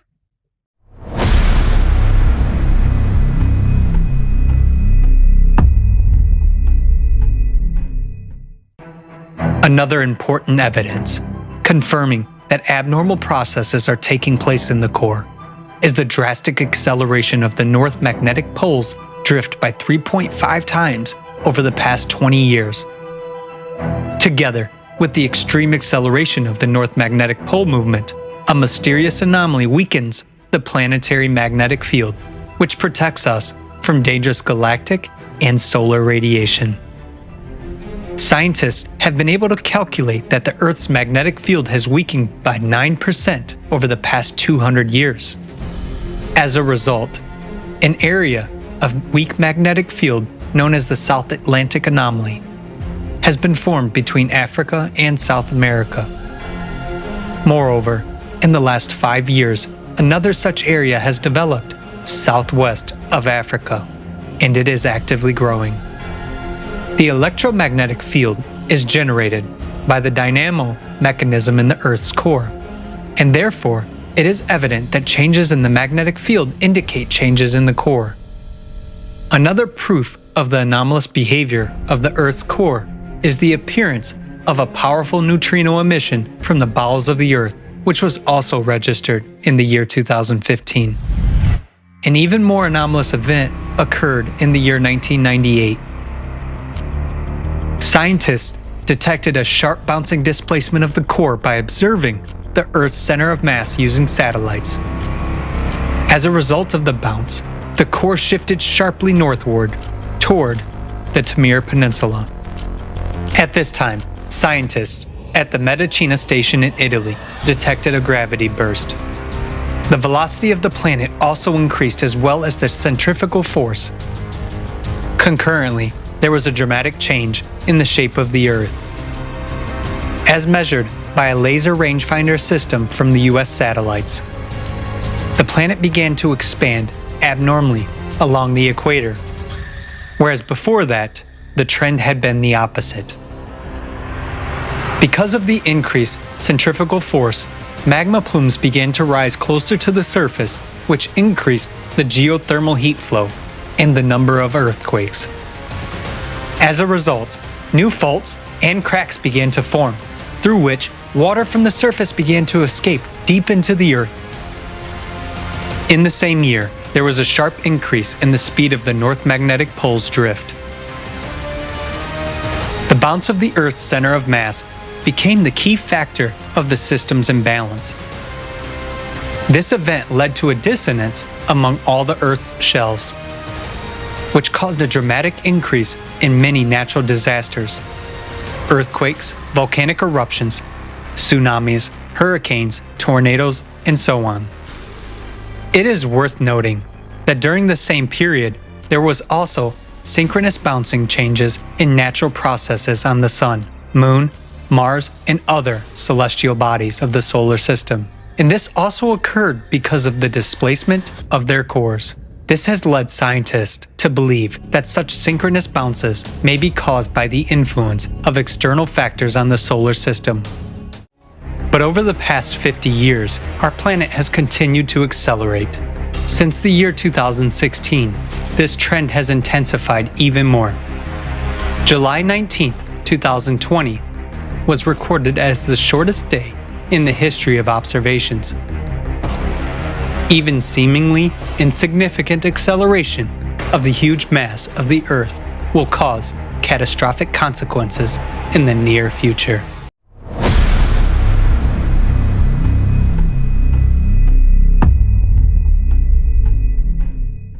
In 1998, there was another shift of the core. Such catastrophic changes in the core lead to acceleration of the planet's rotation and the formation of the Earth's crust. It is important to note that the number of earthquakes at the ocean's floor began to grow precisely because of this. Professor Arthur Vitorino of the Maryland Institute has discovered unprecedented increase in seismic activity along the border lines of thin oceanic plates in the middle of the oceans that began in the very same 1995. The map on the right side of the screen shows where exactly this activity is increasing. And the graph on the other side of the screen is showing the spike in the earthquakes in 1995. We are all intelligent people and we clearly understand that these changes are not caused by humans' influence. Humanity could not influence seismic activity on the ocean floor.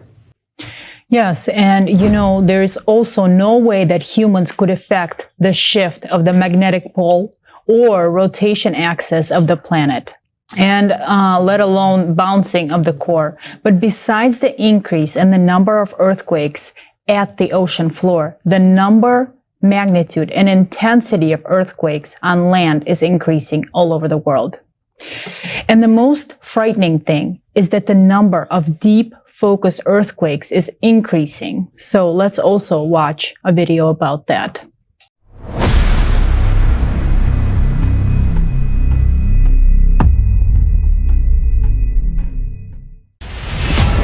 Earthquakes and volcanoes. The power of the Earth's interior manifests itself unpredictably on the surface, causing colossal damage and destroying all life around. In the recent years, these emissions of planetary energy have been growing exponentially in gigantic leaps. Something inexplicable has started to happen.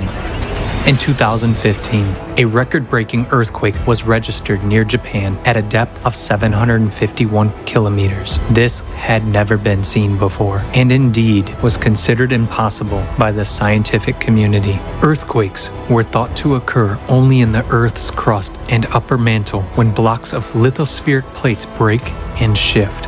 At great depths, matter is more malleable and does not behave like brittle glass, but rather like plasticine. There is nothing breakable there, but earthquakes do happen, and that is a fact. The horrible part is that their number and magnitude are increasing.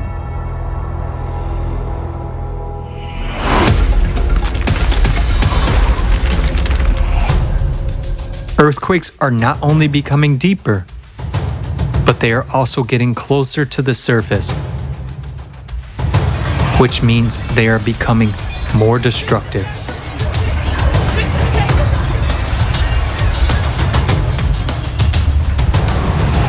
Today, more and more of them are concentrated at a depth of about 10 kilometers. For example, an entire series of 36 seismic events of significant magnitude from 4.5 to 7.0 occurred near New Caledonia in early April 2022. Just one earthquake of similar magnitude and depth in August 2021 in Haiti caused fatal damage and killed more than 2,200 people. The deadly threat is increasingly rising to the surface of the Earth. Right before our eyes, cracks are appearing and faults are being activated. The ground is literally crumbling beneath our feet, swallowing whole houses. Faults have been activated in the USA, Kenya, Iceland, Turkey, China, Lake Baikal, and other regions. Each of them can cause enormous damage. It is an abyss opening underfoot. The number of observed earthquake swarms, that is, of clusters of rhythmic shocks, is increasing on the planet. A swarm is characterized by almost similar magnitudes of seismic events that occur at short intervals in a local area. The number of seismic events in individual earthquake swarms has increased from a few or few dozens to hundreds and sometimes thousands. Their magnitude and duration have increased. This is due to the intrusion of magma and hot gases into the microcracks of rocks. Swarms are now being recorded not only in fault zones and near volcanoes, but also in more quiet regions. The Palghar region of India, located in a quiet continental region, began swarming with earthquakes in September 2018 and continues to this day. In just 2 years, about 5,000 earthquakes of a magnitude up to 3.8 occurred within a small area.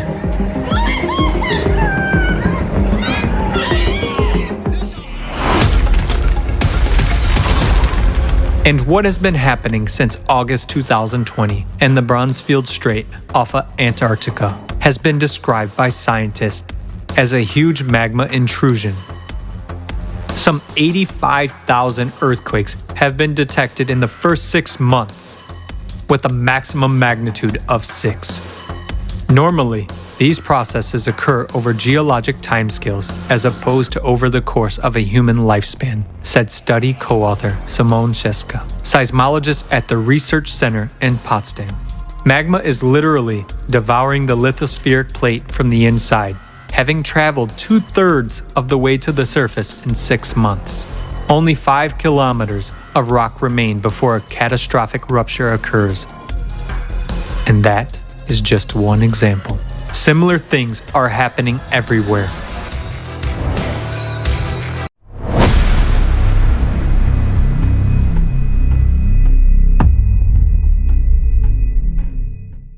Note that 85,000 earthquakes have occurred right off the coast of West Antarctica, where the Weddell Sea is heating up. Doesn't that alert anyone? For the cause is the same. Magma is coming to the surface, and it causes both earthquakes and heating of the ocean. And it is important to note that not only did seismic activity begin to increase as a result of core displacement, but another catastrophic anomaly appeared as well. Everyone knows very well that Siberia is now warming up 3 times faster compared to the rest of the world. And this is happening in the least populated area with virtually no CO2 emissions. However, in these very places, people have started to witness water boiling in their wells and fires starting to break out from under the snow. Now that is alarming. And look at the trajectory of the direction of the core shift. If you looked at the projection from where the core shifted, it is under West Antarctica towards Siberia. That means the shifting of the core caused 2 waves of magma to rise from the Earth's inside in opposite directions, intensifying the rise of magma, which began in 1995. However, the rise of magma occurs not only in Siberia and West Antarctica. Let's watch a video about that.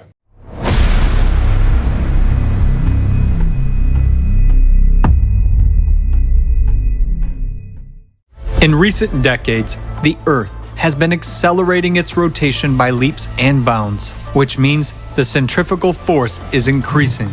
As a result, at the equator, the planet is expanding and increasing in volume. This causes the Earth's crust to crack and geological faults to activate.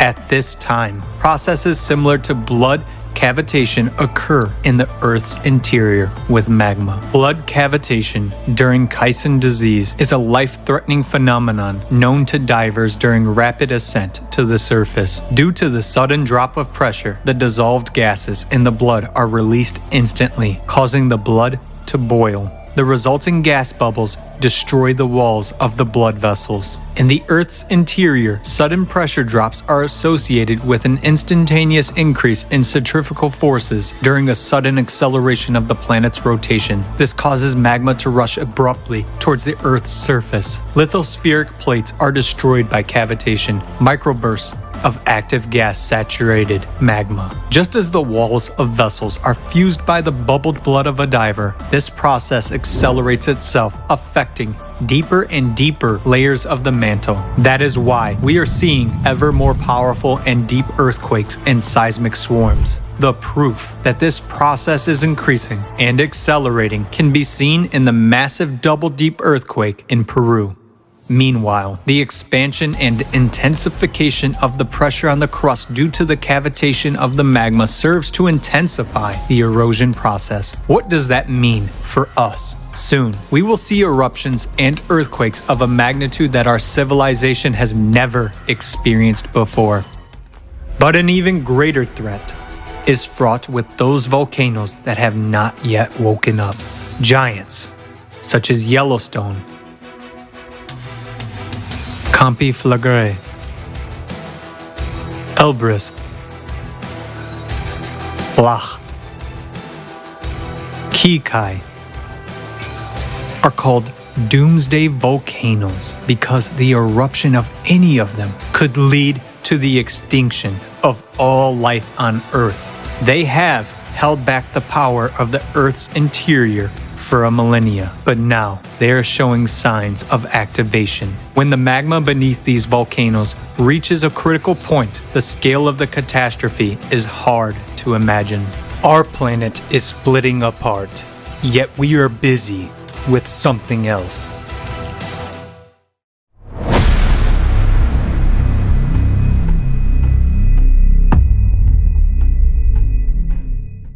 The acceleration of centrifugal forces and the shifts of the core begin to push magma sharply to the surface. And this has not been happening for millions of years, but this is happening right now. Recall how quickly magma surfaced near Antarctica. Magma erodes and heats up the lithospheres from the inside. Yes, and it turns out that now magma rises up and expands in volume. And because of this, it's increasing pressure on the Earth's crust. Because of this, there is an increase in the number of earthquakes at a shallow depth. And the rise of magma itself can be seen by looking at the increase in the number of earthquakes at great depth. The rise of magma provokes volcanic eruptions. Yes. We should keep in mind that there are 3 known supervolcanoes in the US, and the most famous one is Yellowstone, which is giving alarming signs of seismic activity. So when magma gets even closer to the surface, supervolcanoes will inevitably react. So what are the reasons for this instability in the core, which causes the acceleration of the planet's rotation and pushes the magma outward? Let's watch a video on this topic.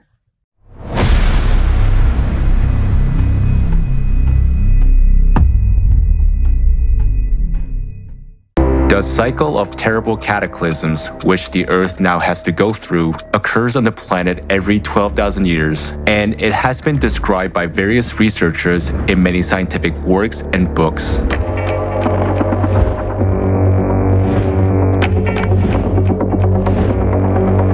The Earth's core creates a magnetic field.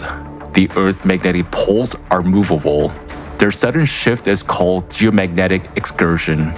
and note in which time intervals such excursions took place over the last 120,000 years. The interval between them is approximately 12 to 13,000 years.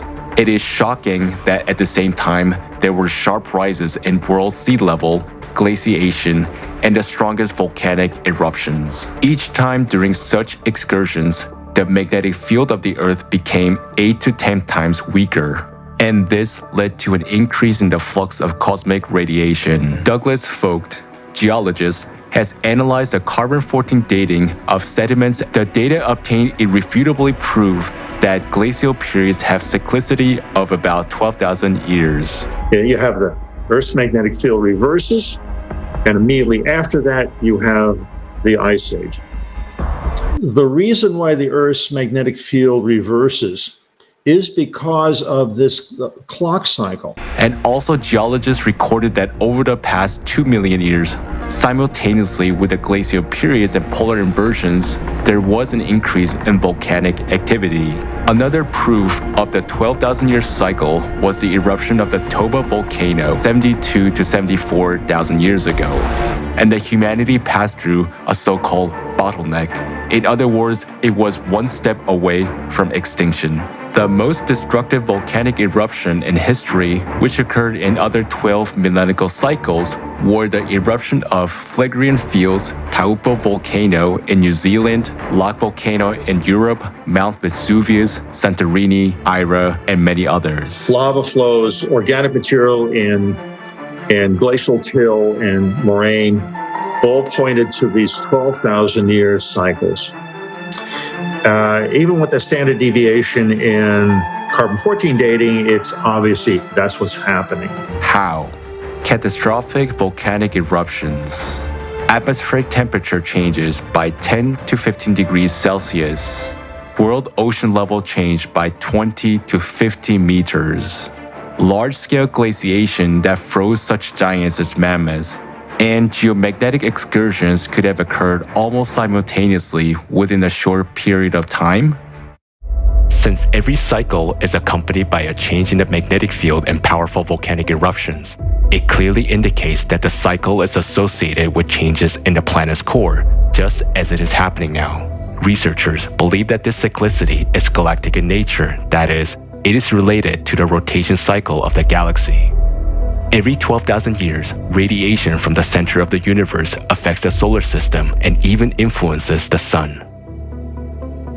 In 1998, not only was the Earth core recorded jumping, but also those of the Moon, the Sun, and other planets.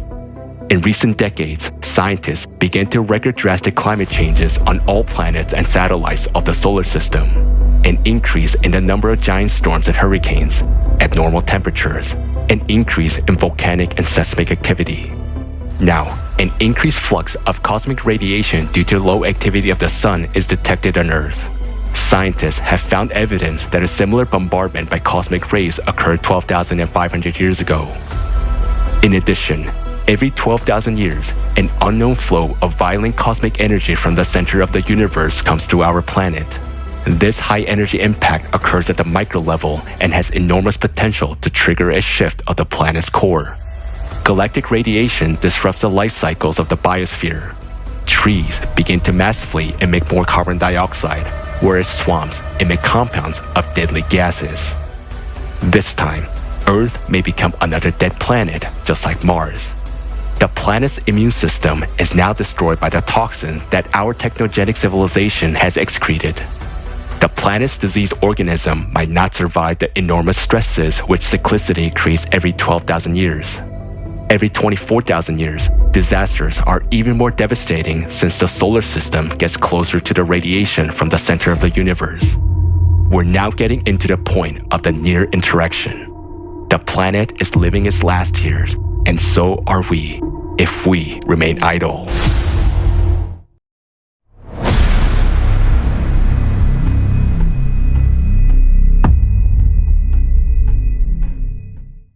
The cause of the climate change is the 12,000-year cycle of cataclysms. As you could see in the video, this cycle is clearly visible in the geological evidence. But this time, we're in a much worse shape than in the most recent cycle. Because according to all the evidence, the cataclysmic cycle we're entering is the 24,000 years one, which means it is even more destructive. At the same time, the planet's ecology is exhausted and its immunity is weakened. But we have not even reached the highest point of this cycle, while the cataclysms are progressing with terrifying speed. This means that when we reach the peak of the cycle, the planet may not survive. Note again that climate change is now occurring on other planets of solar system as well, and humans have absolutely no influence on it. Based on this fact, we understand that this is an external influence. This is some kind of radioactive influence. And every 24,000 years, cycle has a stronger impact on our planet. It is this radiation that sets the cyclicity of cataclysms and affects the core of the planet.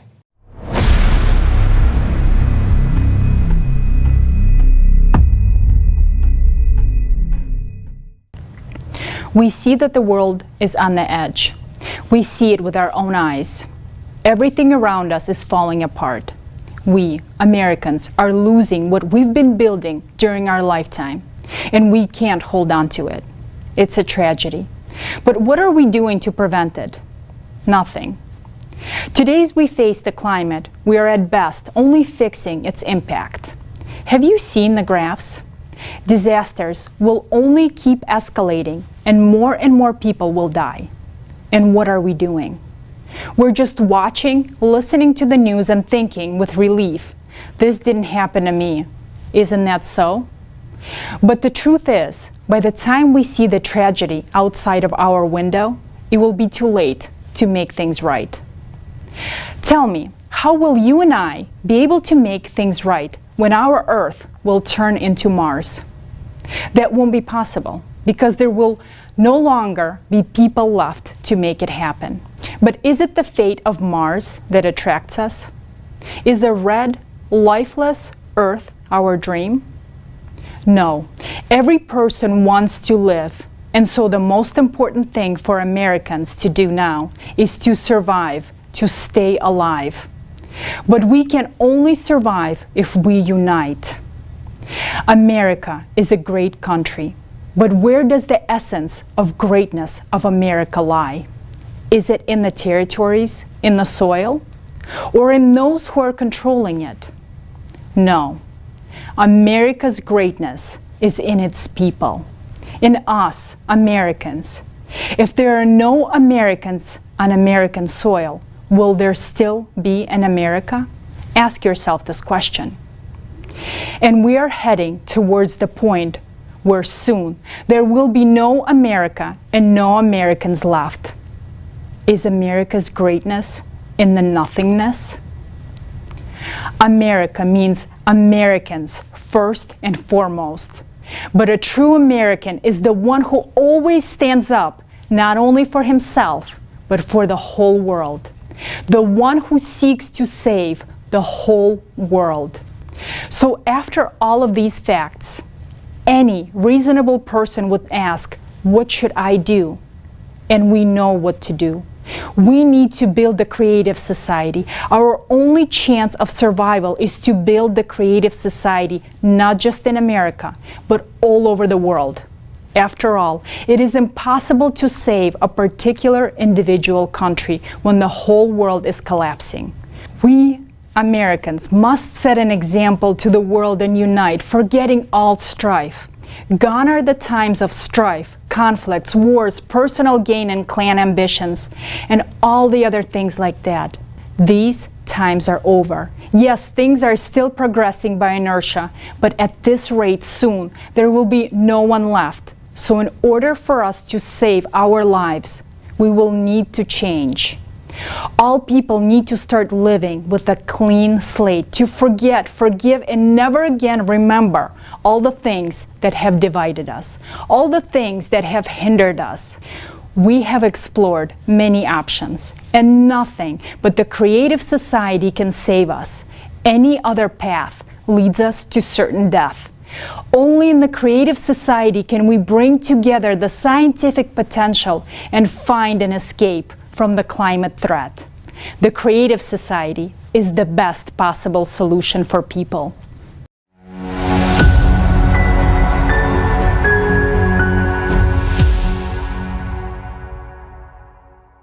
We can find this solution because there is always a counteraction to any action. A high-energy flow is approaching our planet, and we can put up a defense if we understand what kind of force and in what capacity we should counteract it with. It is necessary to unite all honest, conscientious researchers from various fields of science, technical experts, engineers, practitioners, and theorists who are ready for new discoveries because the task is multidimensional and multi-level. It is necessary to set one common goal at the level of all countries, to provide scientists with funding, access to advanced technologies, and truthful statistics of climatic and geophysical services. Even with our current technology, it is quite possible to counteract cosmic radiation. If the goal is one and society prioritizes preservation of civilization and every human life, then humanity will be able to find a solution on how to manage this high-energy flow.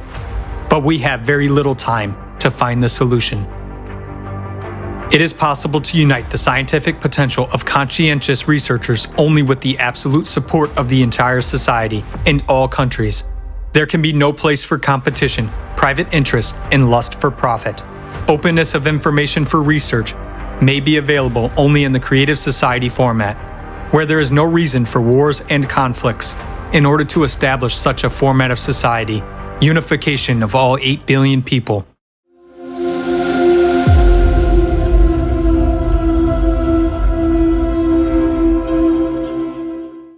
Thank you, Olga and Tali. Today, we heard the real picture of true causes of climate change on our planet. This information is publicly available on our platform, creativesociety.com. You can analyze and study it in depth for yourself. Today, we touch only a little bit on the causes of climate change. We do have a more detailed report on the dynamic of climate disaster and the rate at which they are escalating and progressing.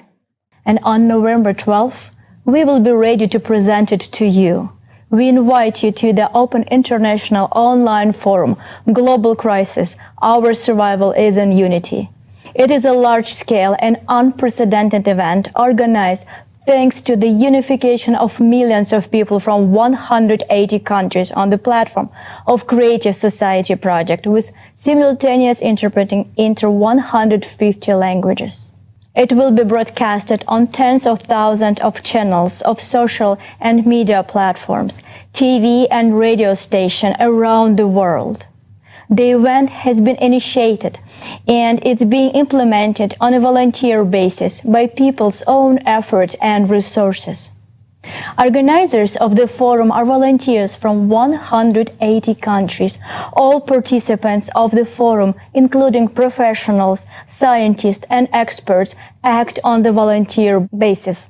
At this forum, you will learn the truth about the scale and causes of all global crises that our society is facing now worldwide, and the impending disasters of the planetary scale.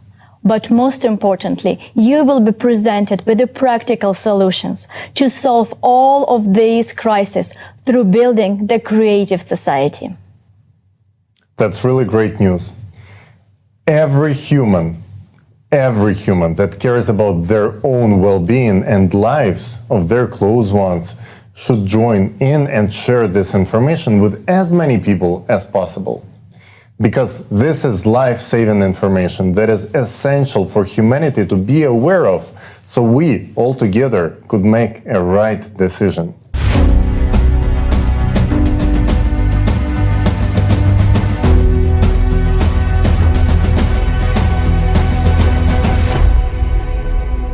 We see how serious the climate situation is. Statistics now show that extreme climatic events become more severe each year with an extremely disturbing progression. And to go through the climatic challenges that our humanity is about to face within the next few years, it is essential to have reliable sources of energy. Without it, it will be much worse. Let's talk to John Ahn, who has been researching on this topic. John? Thank you, Tali. I've always been interested and supported developing sustainable energy. Like many here today, I dreamed of living in a clean, high-tech, and a wonderful world. I thought that solar and wind was the energy for the future. But for years, I've also found a lot of contradicting information, so I spent time understanding the facts. And what I found was shocking, and I wanted to share this information today.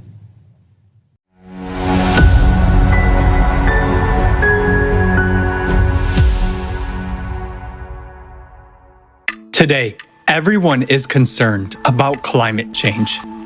Big climate conferences are being held where leaders of countries, scientists, and representatives of corporations are looking for solutions together.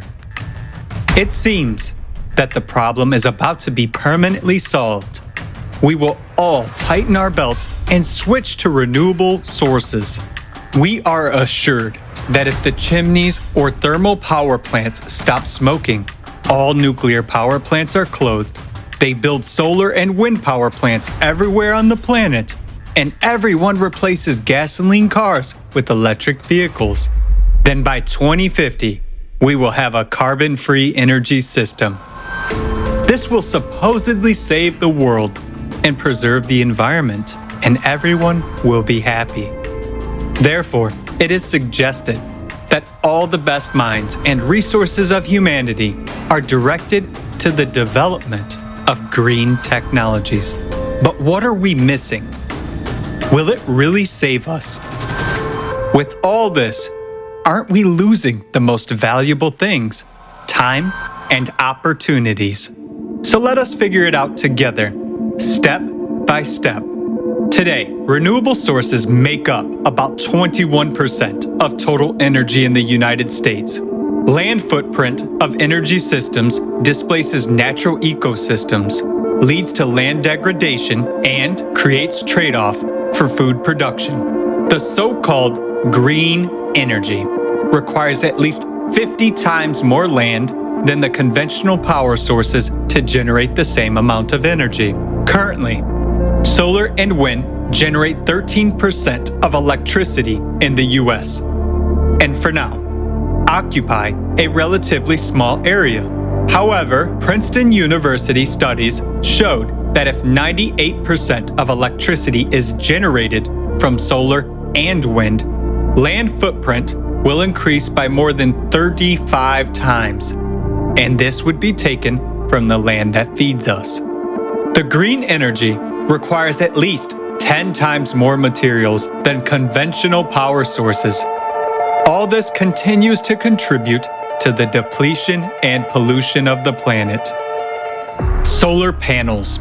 In the year 2021, a new solar project was installed about every 60 seconds. Manufacturers project the service life of these panels to be 20 to 25 years.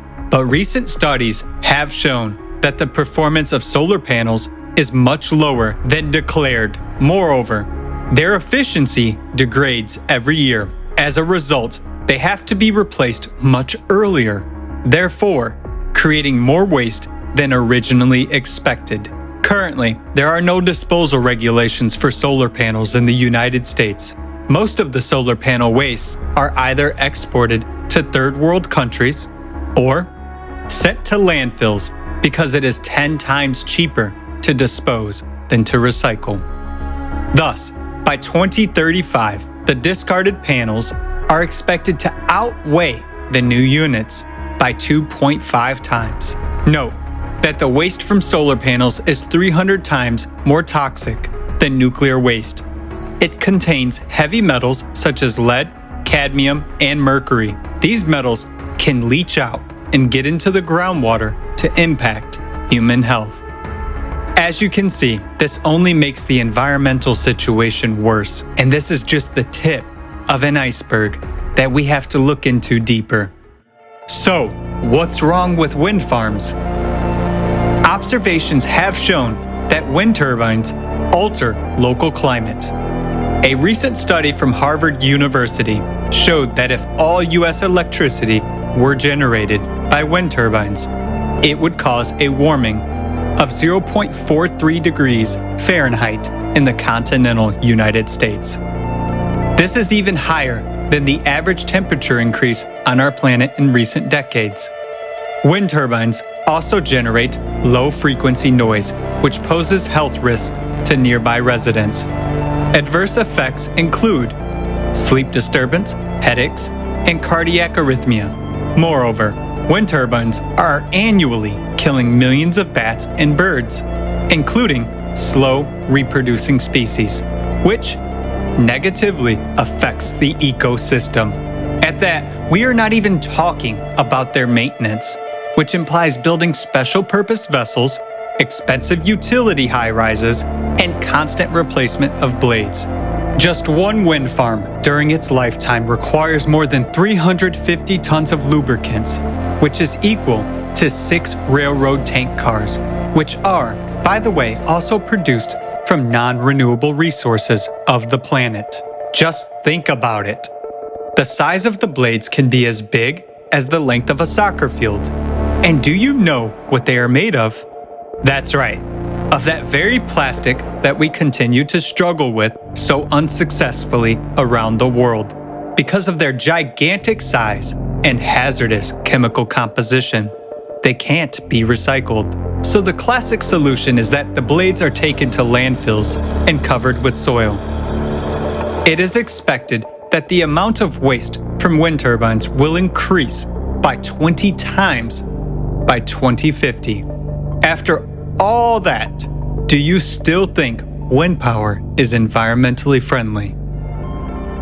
Electric cars are considered to be a part of the solution to the green energy transition, but electric vehicles, because of their batteries, require more materials, especially metals.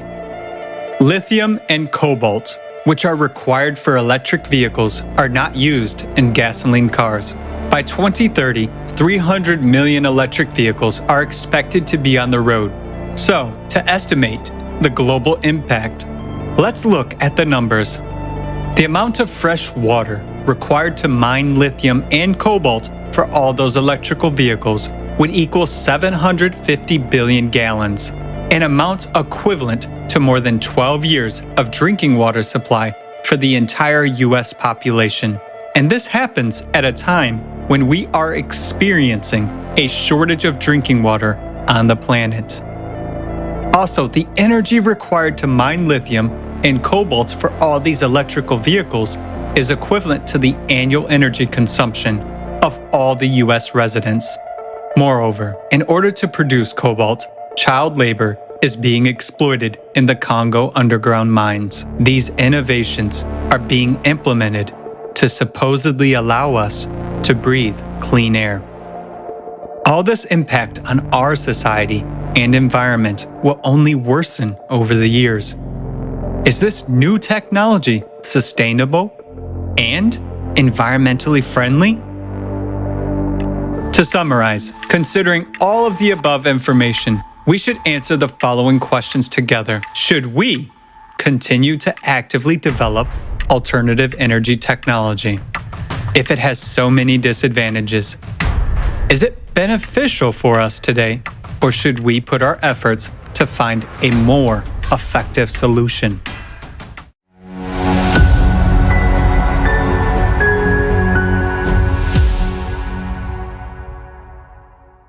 We just saw that the so-called green energy destroys the environment immensely.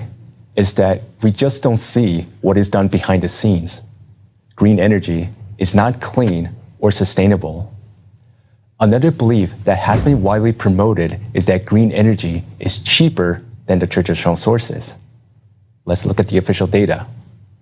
And indeed, solar and wind do appear to be cheaper than energy from coal and gas. So you would think more green energy should lower the price of electricity, right? But let's check that with the actual data from the developed countries. This chart here shows the price of electricity versus the amount of green energy installed. You can notice that the more green energy, the more expensive the electricity. In other words, your monthly bill is higher with more solar and wind energy installed. It also means that everything else will get more expensive. So this trend is not what you expected. This is really shocking. This means that not only so-called renewables are bad for the environment, but they also make electricity much more expensive. So how did they trick all of us into believing that renewable energy is going to save your money when, in fact, it's doing the completely opposite thing? Yes, because there are unaccounted costs. First, the transmission cost. The energy generated must be delivered to the place where it is used. Solar and wind are more spread out and typically located further away than the conventional sources. That makes the transmission cost of green energy 3 times more expensive than the conventional. Second, the backup generators. Solar and wind do not produce energy when the sun doesn't shine or the wind doesn't blow. Then natural gas is burned. But this is done in a small capacity generators with low efficiency. The price of this energy is very expensive. Third, recent policies to support green energy. They increased taxes and fees on the traditional power sources, and this also made the green energy appear artificially cheaper. And our country is adding a lot of green energy every year. It means that our electricity bill will continue to grow. But that is not the biggest concern here. The main problem is that the green energy is weather dependent. It's unreliable. Just imagine, we have a blackout from extreme weather. Suddenly, the power cannot be supplied. There is no air conditioning, no heating at home. Imagine hospitals can't perform emergency operations. Patients on a life support will not get help. Many people are going to die. In addition to that, imagine that the payment system suddenly stops from blackout. You can't buy food, medicine, you can't get gas, you can't cook. There are no lights and water at home. Not only for a few hours, but for many days and even weeks. That will lead to chaos and violence on streets. Okay, so not only this renewable energy is bad for the environment, it drains your pockets dry, but it's also extremely low in reliability and can lead to major blackouts. Doesn't it make it more sense to call it not renewables but unreliables? Aren't we supposed to think about what kind of situations are we getting ourselves into ahead of time before they actually occur, like they did in California just this year, where we've seen the results of such policies this summer, when they have rolling blackouts like third world country and people can't use ACs during heat waves, and God forbid them to even think about charging their electric vehicles. Yes, I agree, absolutely. We need to be prepared for a shortage and outage of power. And this is why, right now, if we face an emergency situation, our country has enough coal and natural gas stored to supply electricity for 2 months. But with green policies, this storage will decrease to less than 1 month. The proposed solution is to replace coal and gas mostly with batteries as energy storage. And of course, everyone agrees that having energy storage is essential, especially for the weather-dependent green energy. But no one really seems to talk about how much batteries we need and how much it will cost. So I was curious to check especially how much electricity would cost if we would install, say, 1 day, 1 week, or 1 month of lithium battery storage in net zero 2050 scenario. Because of the batteries, the electricity bill for American household will increase. But the question is, by how much? If we look at this chart, just for 1 day of storage, your monthly electricity bill of $110 right now will increase to $250 just for 1 day of storage. For 1 week of storage, that will be over $1,000. And for 1 month, over $4,000 per month. That is nearly 40 times more than what many of us pay right now. This is the cost of the reliability of green energy.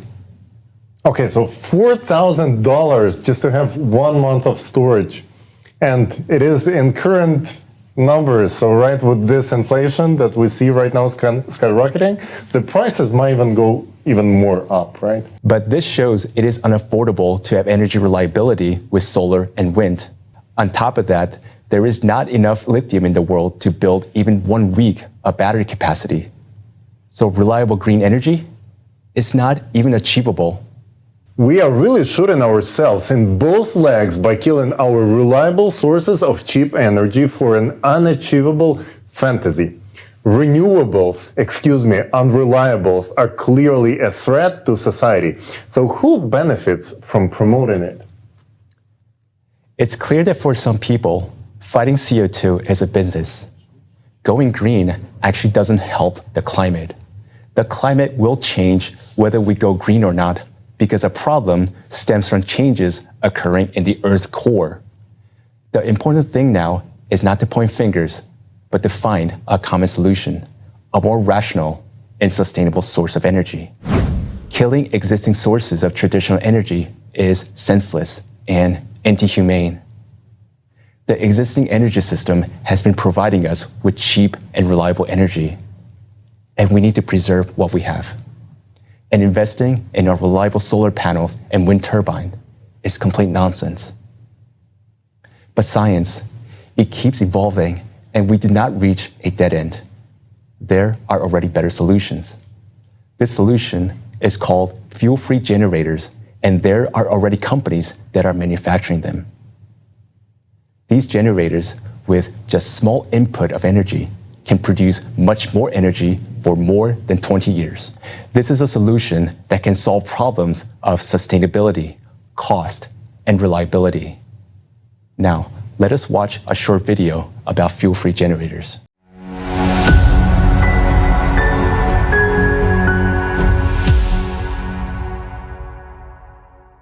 Free energy generators have existed since long ago, but why do these technologies remain inaccessible to humanity? An American company has been one of the first in the world to produce magnetic energy generators of up to 25 kilowatts and is already supplying power to customers. A German company produces fuel-free power plants and has branches in several countries.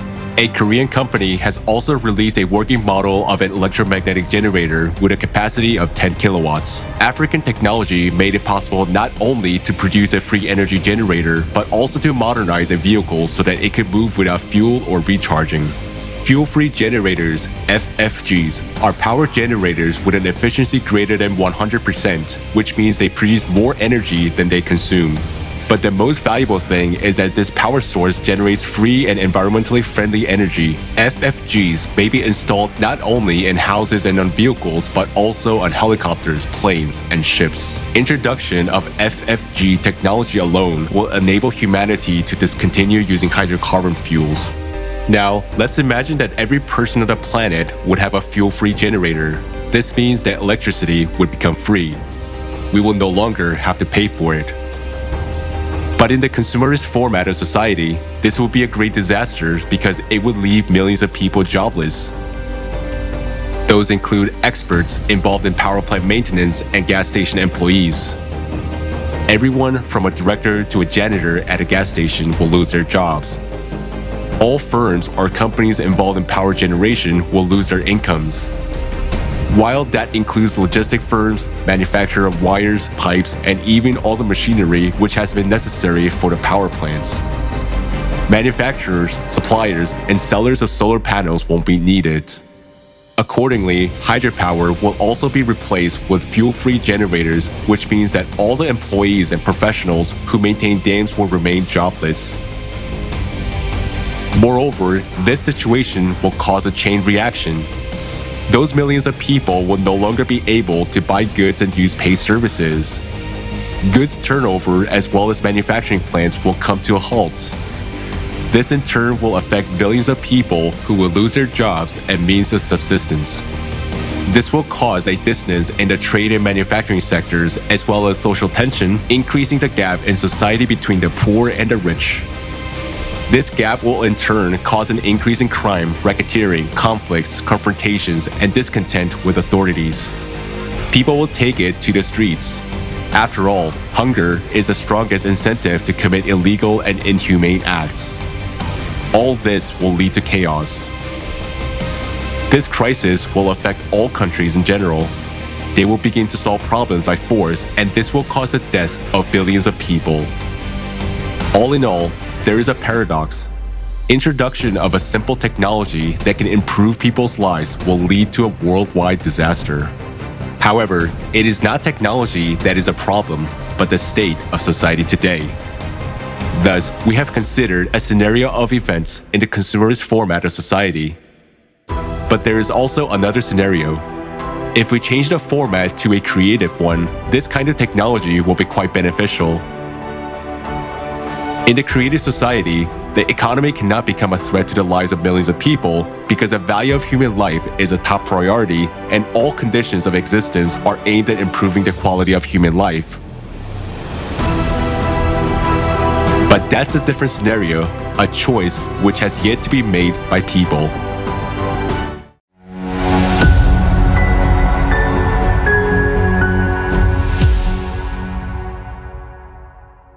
Just imagine the possibilities that this will open before the humankind.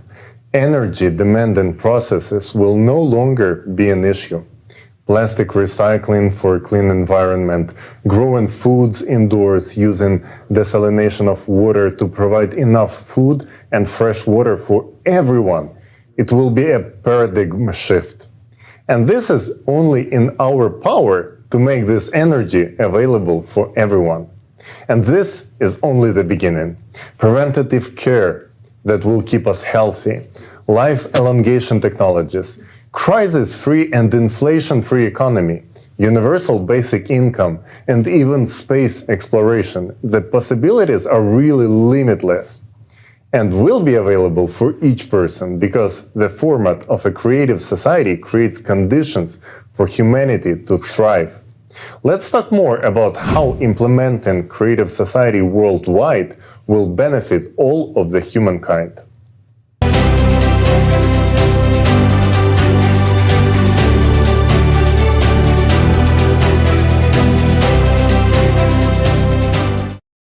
We can see that in today's format, it's impossible to solve the problems that concern all people. The proposed solutions we hear today are not working. Today, we showed the real facts of the true causes of climate change, talked about the economic crisis, mass shootings, green energy, and the scam of CO2. The only way to improve the lives of American people, of all people, is to build a creative society. We have a solution. Today, we need to use it.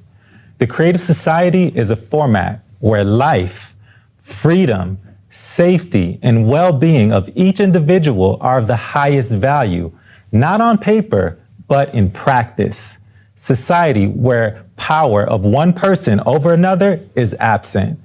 People themselves make decisions on key issues together without shifting responsibility to a small group of individuals. Creative society will provide a world without wars, poverty, crime, and violence. Such a society is beneficial to everyone. We will try to answer all the questions you might have about the creative society today. If there's something that is not clear to you, don't hesitate to visit the official website, creativesociety.com, or send us an email at info@creativesociety.com. Let's take a look at social surveys to see what American people really want and what is the American dream to them.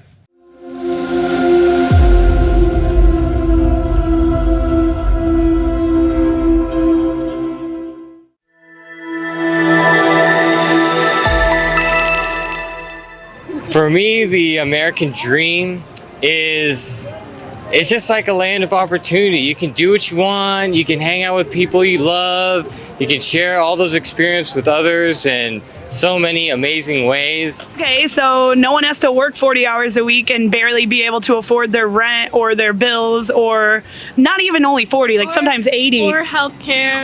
Yeah, everyone will have healthcare. No one being judging each other by the color of their skin or anything. Yeah, I mean, I think the society of my dreams is where people just treat each other fairly, treat each other like equals. I want to see an America that is colorblind, that everything from one end of the spectrum, jet black to snow white, living together, working together, playing together, raising kids together. Be comfortable, be myself, and people around me can feel like to be themselves and can live comfortably. And we need to work together to try to create an environment where everybody is accepted. It doesn't matter if you're rich, poor, white, black, Asian, anything. Everybody needs to be accepted as one. We all bleed the same. Equal access to education, to healthcare, housing for everyone, basic needs being met. Being able to have a place that was your own, being able to afford a home, being able to have a good job, raise your family, be safe. Be able to get your own home, have the freedom to live the life that you want to live and build a family.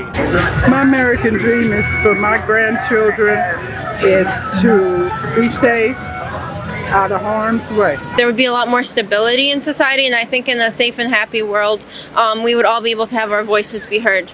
I would like to live in a society where educators are paid more money, police protection, policemen are paid more money, that you will put education and safety first. There's nothing more vital than we can do than public education and having a good education system for everyone, regardless of whatever their own family financial situations are, including access, of course, into higher education, where you don't have to go in debt for the rest of your life. People need free healthcare, I believe, because health is a very important, basic thing that everyone needs.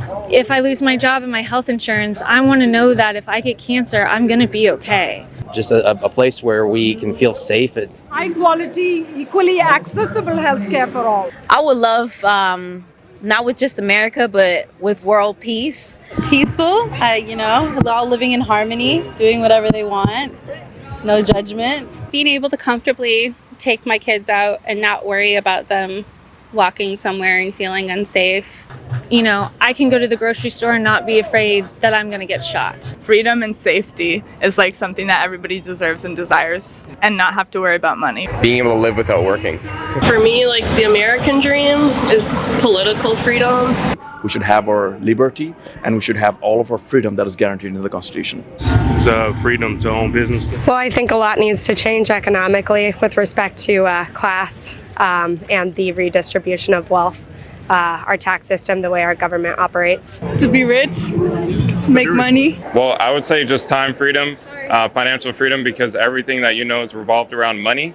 And I feel like if we just have more freedom in that sense, then we could live a lot happier life and also lead the new generation to generational wealth. I think it starts with good business opportunities to give everybody the chance to do that. Going beyond just surviving, but thriving. When you don't have the financial freedom, you are giving up on many things that you might be able to do otherwise. There's sufficient resources and equal opportunity to access and gain access to those resources. To me, a unified world would be a good place to live. I want to try to travel more, and my American dream would be to work a job I like and be financially stable with that, which sometimes is impossible, and then also get to see the whole world, which I really hope I can do.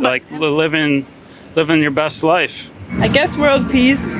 Just more love for the community, more bonding between neighbors. Have the world run by people with some heart and soul. Is being able to live up to your full God-given potential. The American dream is everyone getting together, working together, and just making each other happier and healthier as one person. We're all one community. I would really like to see, hopefully there will be a change or maybe a restart on this world, and United States included, to revamp and revise a whole new, beautiful beginning. I would like to live in a society where there's no envy, where people support each other, where there's always a lot of love and mutual help. And above all, I'd like to live in a peaceful world, one where everything is done from your heart. It comes from your heart. Unity is a strength. Together we will go far. I mean, those are slogans, but we need some initiative by conglomerating with the different groups, where we can come on one platform and everybody can do their part. Somebody is specialized in something, somebody is specialized in something. So if those all hands come together, I think that's the only way. It will take time, but somebody has to take that step. And we can get a better society.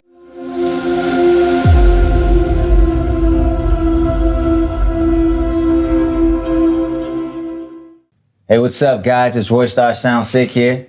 Make sure to follow, like, subscribe, and share this conference on every social media platform. We need to get this information out there. It's time to build the creative society, the society of the future. Let's go.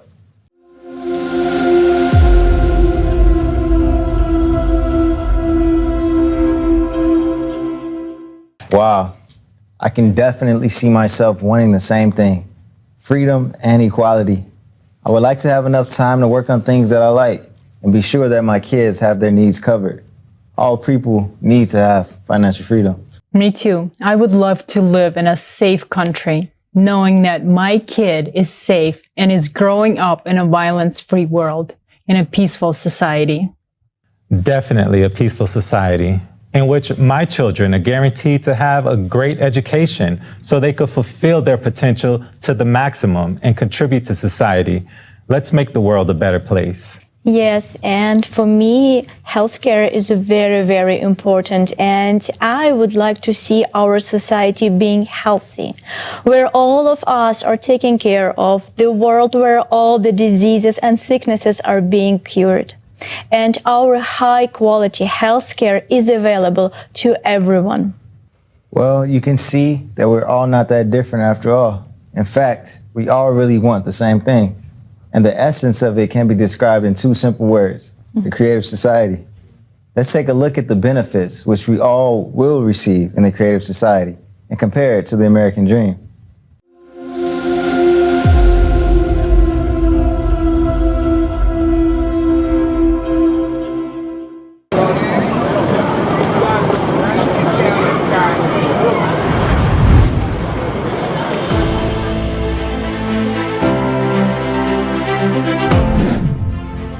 Safety. In the creative society, human life is the highest value. This society will be safe for you and your family. The latest technologies will be implemented everywhere to help security services stay ahead of the curve. We will finally have a sense of security. Concepts like crime, missing people, killing of children and adults will no longer exist in America. No longer will you be afraid to let your child go to school or outside. You won't be afraid to walk home late at night, go for a jog, or go to concerts. In the creative society, no crime or offense will go unpunished.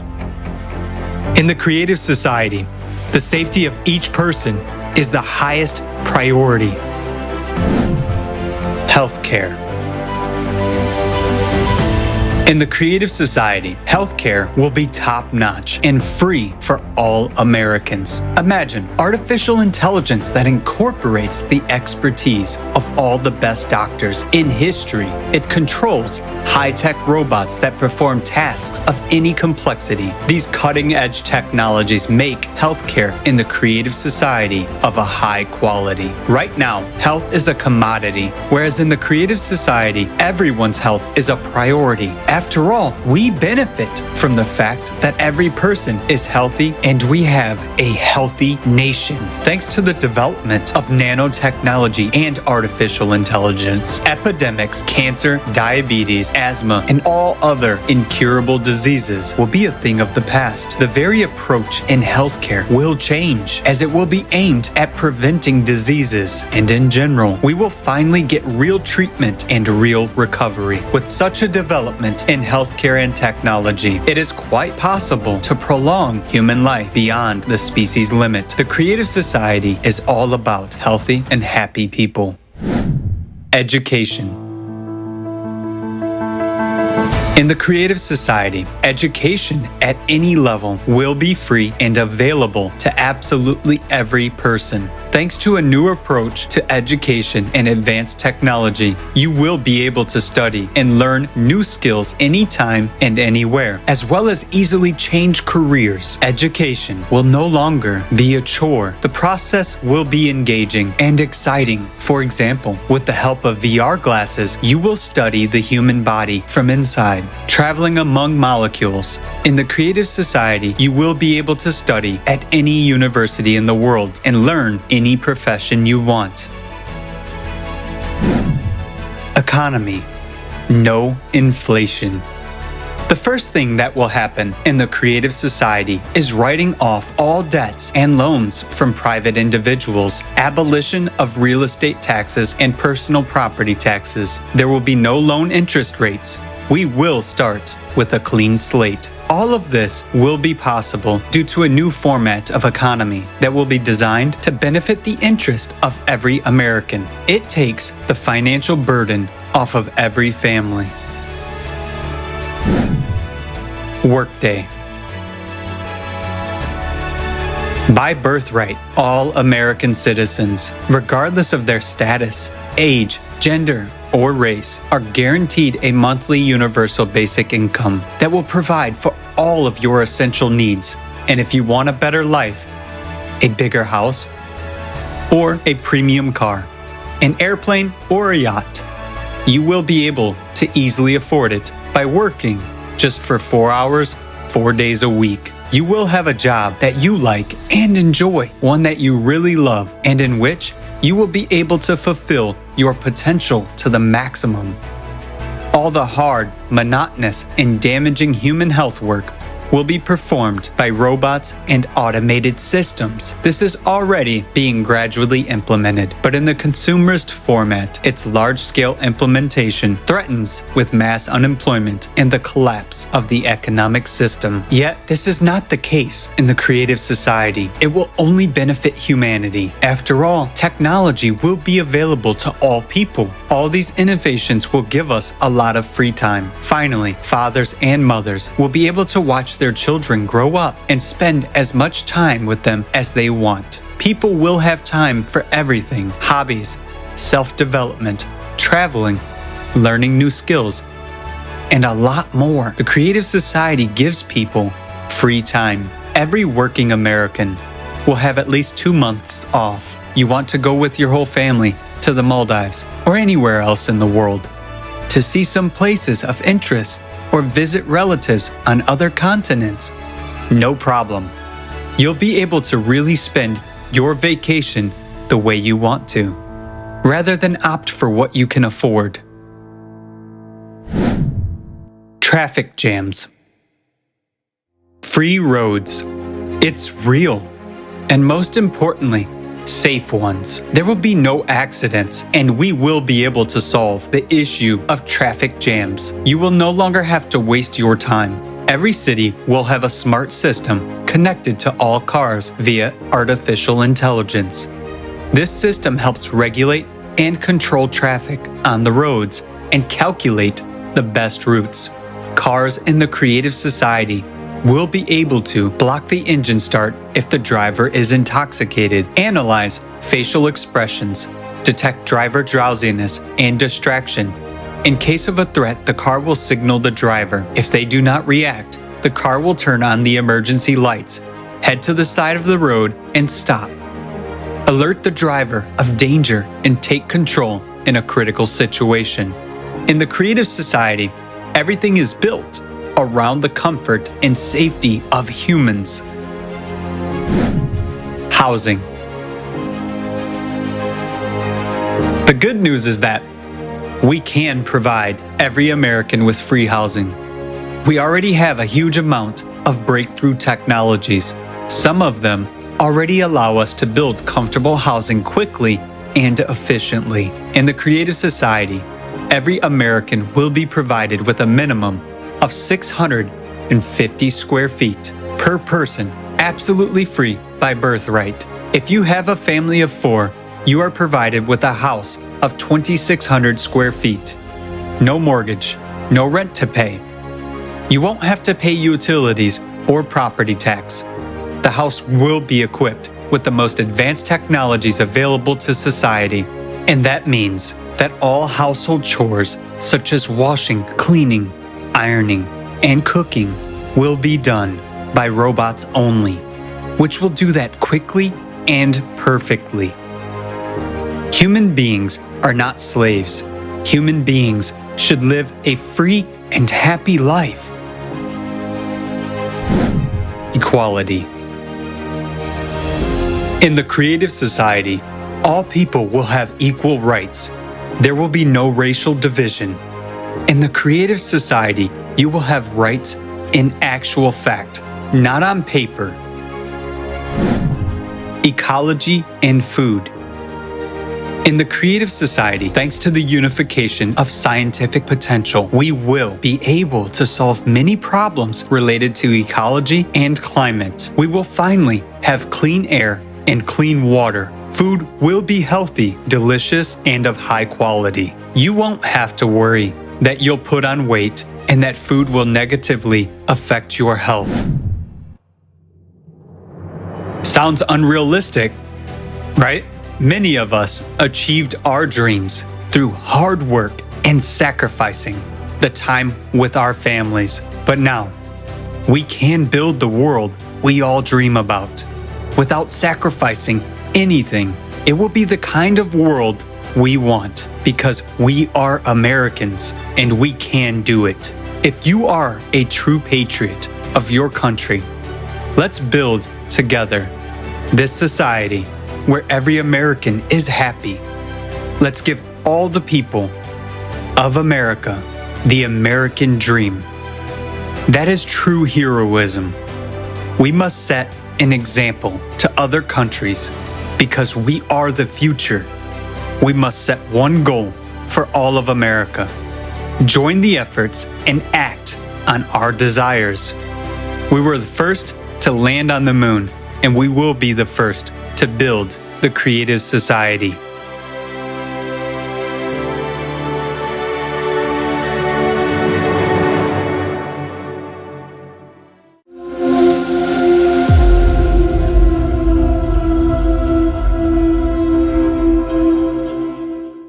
Wow. We can clearly see now that the American dream is the Creative Society. This is awesome. People deserve to live in such a world, an exciting world. I'm sure now you have a few questions. Let's go through them. Let's briefly talk about how this project started and about the 8 pillars. This will give you a lot of insight. How did the project start? As an organization, we have been operating for 11 years. And today, it is a large-scale international movement that is represented in more than 180 countries around the world.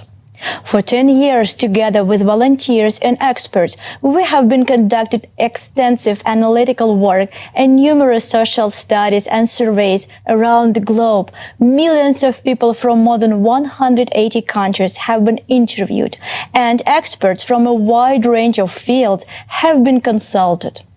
In the course of this lengthy research, we came up with a unified, full-fledged working model for which there is no alternative today. And we named this model the Creative Society. But it is not the name that is important, but exactly the essence and the principle of working of this model. This model is described in the 8 pillars of the Creative Society. They represent people's desires. They stand for what all people want. Now, let's take a look at the 8 pillars. The first pillar is the most fundamental principle. It declares that human life is the highest value. The goal of society is to ensure and guarantee the value of each human's life. Do you feel the difference with what we're seeing today? For most people, freedom is very important. Life cannot be fulfilling without freedom. The second pillar guarantees that. It declares that every human is born with the right to be a human being. All people are born free and equal. To put it simply, the third pillar removes the ultimate fear, the fear of tomorrow. Each human is guaranteed free provision of essential life necessities, including food, housing, medical care, education, and complete social security. And of course, everyone wants to feel physically safe. A unified global service will protect everyone from any emergencies and threats. For society to function properly and justly, there cannot be any secrets from its citizens. Therefore, transparency and openness of information for all is essential, including the information about the movement and distribution of public funds. Ideology is what shapes society's values and behavior. The prevailing ideology should bring out the best human qualities in people. The sixth pillar guarantees everyone high quality, free education and harmonious development of their personality. The seventh pillar assures equitable distribution of our planet's natural resources among everyone, regardless of nationality, age, and social status. The concept of power in the creative society is absent. People directly participate in making decisions on key issues.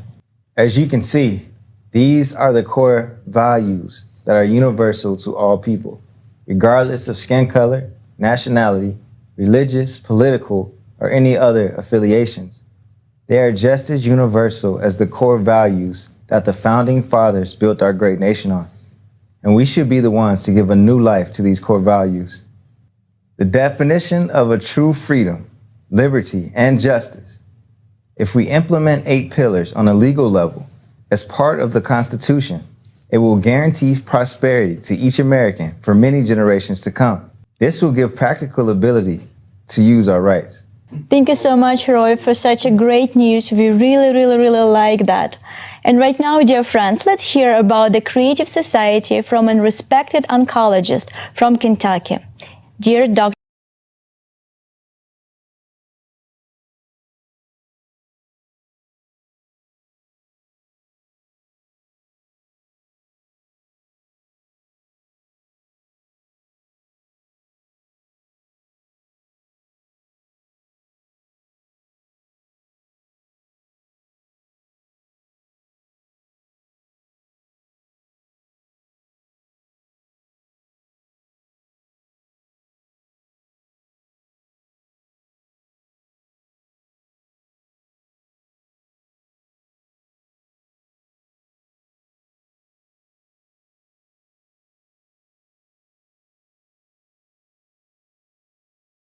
America and with our brethren around the world are far more important than the issues that divide us. You really have to think about those 8 foundations of the creative society, and I do. Overall, when you hear them, it's like, well, this is how you interact with other people in the world with love, compassion, and respect. I mean, think how much that would change the world if we all respected the value of human life, if we all felt free to share what we want to share respectfully and could respectfully dialogue about that. Human safety, the importance of open and transparent information to everybody. We can always work together as a creative society and go forward together to help do the best we can, aware of that which binds us, which is far more important and far broad, and yet deal truthfully and honestly with those issues that divide us. I think it's critical for Americans to be an example to the world, bringing forward the goals of the creative society. If we as Americans can understand lovingly and compassionately that which unites us is far more important than that which divides us. I mean, we're the United States of America, not the divided states of America. I think if we go back to that foundation and work together and serve as a model for the rest of the world, I hope we can accomplish that. I think that would inspire other people around the world to think, hey, if Americans can do that as bitterly divisive and divided as they have been and come back together and respectfully and compassionately listen to each other and share, I think that would be amazing. That would be fantastic. And that would make me even prouder than ever to be an American. I think Americans and every society, every person on this planet deserves a creative society. Thank you so much, Dr. Long. We all feel this need in changing the format. We clearly understand that in the current format, we will not be able to find a real solution to the existing climate crisis. And now we would like to invite you to watch a short excerpt from the program with esteemed Igor Mikhailovich Danilov, Creative Society Questions and Answers. You can watch the full program on the Creative Society YouTube channel.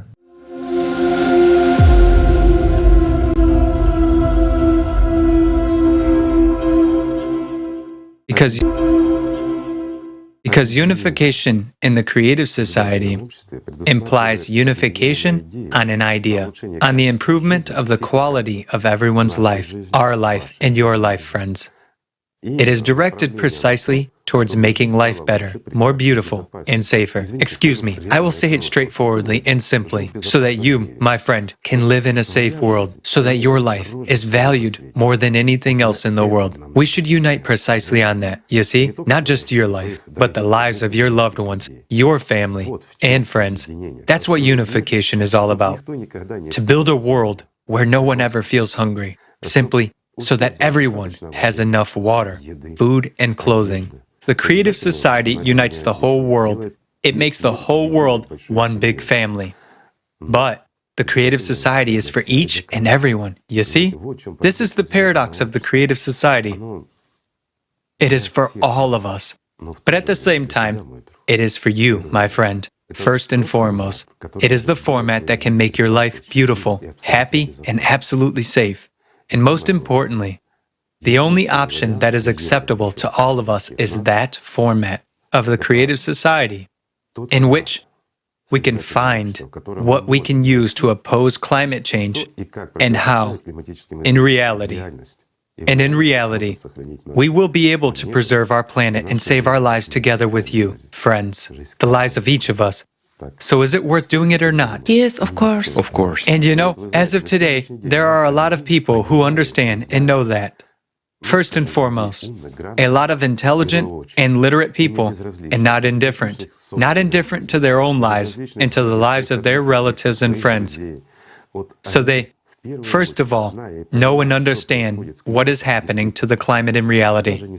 Not even to politics, not even to the economy, but to the climate, and understand all the looming threats that nowadays disastrously affect geopolitics, business, and lead to serious clashes at the geopolitical level, and so on. They understand that a little time will pass, and the situation will be much worse. Everywhere, the crisis will progress, and it will be impossible to stop them. Understanding and knowing that, they joined the creative society in the first place. Why? Because they are literate, intelligent people. Let's all become smarter. Let's stop shifting responsibility onto someone else. You see, by shifting responsibility onto someone else, we deprive ourselves of the future, ourselves first and foremost.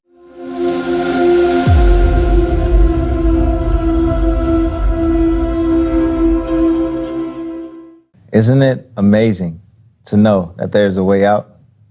That there's an answer to all our hopes and our aspirations? Everything we ever wanted our society to be is achievable, and all that it takes from us is to make a few simple steps. You might be asking, what specifically do I need to do? How can we make the creative society our reality? All the legal and economic and social mechanisms for a peaceful democratic transition are already in place today, especially in the United States. We just need to use them appropriately. Let's start at the beginning. We need to form a public opinion to support the creative format. There has to be a popular demand for it. And popular demand leads to electoral requests. And the electoral request moves the politicians. Let's watch an informational video for more details.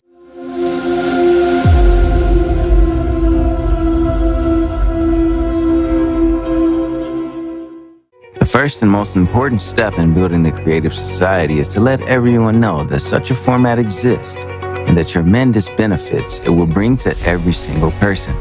How can this be achieved? You can. Share the information about the Creative Society on social media. Tell your friends, neighbors, and coworkers, pretty much everyone you know. Tell them how they would benefit in the Creative Society. Wear a piece of clothing with the logo of the Creative Society, such as a t-shirt or a baseball cap. Put a sticker with the Creative Society logo on your car, or install a yard sign. Leave the information about the Creative Society in coffee shops, doctor's offices, your local grocery store, or a hair salon. Don't be shy and talk about the Creative Society on podcasts, radio shows, and TV to share this life-saving idea. If you are a business owner, place the Creative Society banner on your website or add the Creative Society logo on your products. You can place advertisements about the Creative Society in mass media, newspapers, magazines, and on billboards. These are just some examples of how information about the Creative Society can be spread. I am sure you can think of other methods on how to inform the world about the Creative Society. The faster the majority of the population is informed, the sooner we can form a public request or an electoral demand. Only then we can get to the next stage of implementing the Creative Society at the legislative level.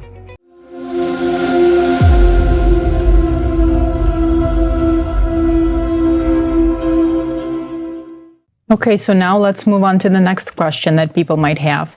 So what's next? I have told everyone I know. Now what? What do I do? Now let's take a look at the steps of how to make the American dream our reality. How do we implement the Creative Society? Please.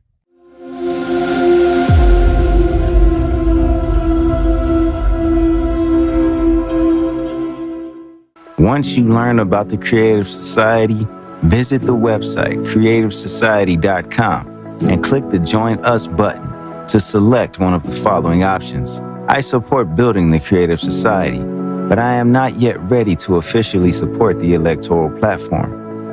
I support building the Creative Society, and I am ready to officially support the electoral platform. I support building the Creative Society, and I am ready to take an active part in this process, as well as to officially support the electoral platform. When a majority of eligible voters support the Creative Society, we can move on to the next step, which is creating an electronic voting platform. The electronic voting platform is a secure online voting application that you can install on your phone, through which people can choose politicians who fully support the Creative Society. This system will allow us to choose candidates who are going to implement the Creative Society at the legislative level. By using the same platform, people will be able to pass bills, adopt laws, and prioritize budget spendings. Moreover, people can revoke any politician from any government office if they are not representing the people's will. The first law that an elected politician must pass is the implementation of the electronic voting platform into the Constitution. The second law that must immediately pass is the incorporation of the 8 pillars of the Creative Society into the Constitution. That will put the value of human life, freedom, safety, justice, and equality in the first place. Passage of these 2 laws changes everything. Integration of the 8 pillars into the constitutions of all countries will make it possible to promptly reformat the values of world society from anti-human to the society where human life is the main priority. The Creative Society motto eliminates concentration of power in the hands of a single individual or group, and key decisions are made by people themselves. People's power is implemented through their active participation in society's life and regular expression of their will via an electronic voting platform. Say yes to the Creative Society. Join now.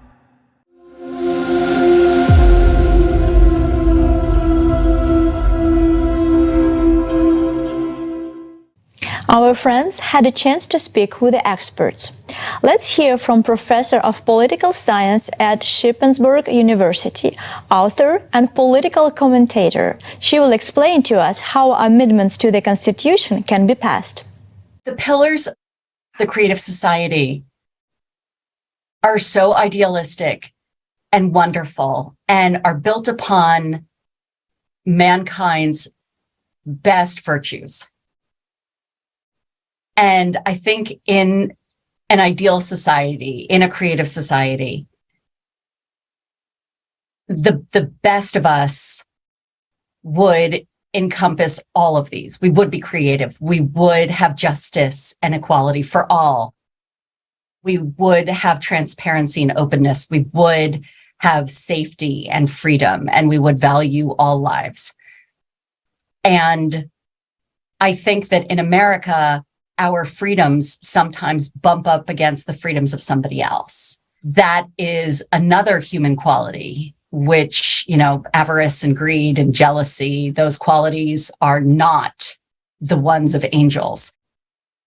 And knowing this, our founding fathers, the framers of the Constitution, the biggest thinkers of the time, knew that men were not angels. And our Constitution is written specifically understanding that. So the legal process of a constitutional amendment is actually very straightforward, which is that an amendment has to be proposed by 2/3 vote of both the House and the Senate.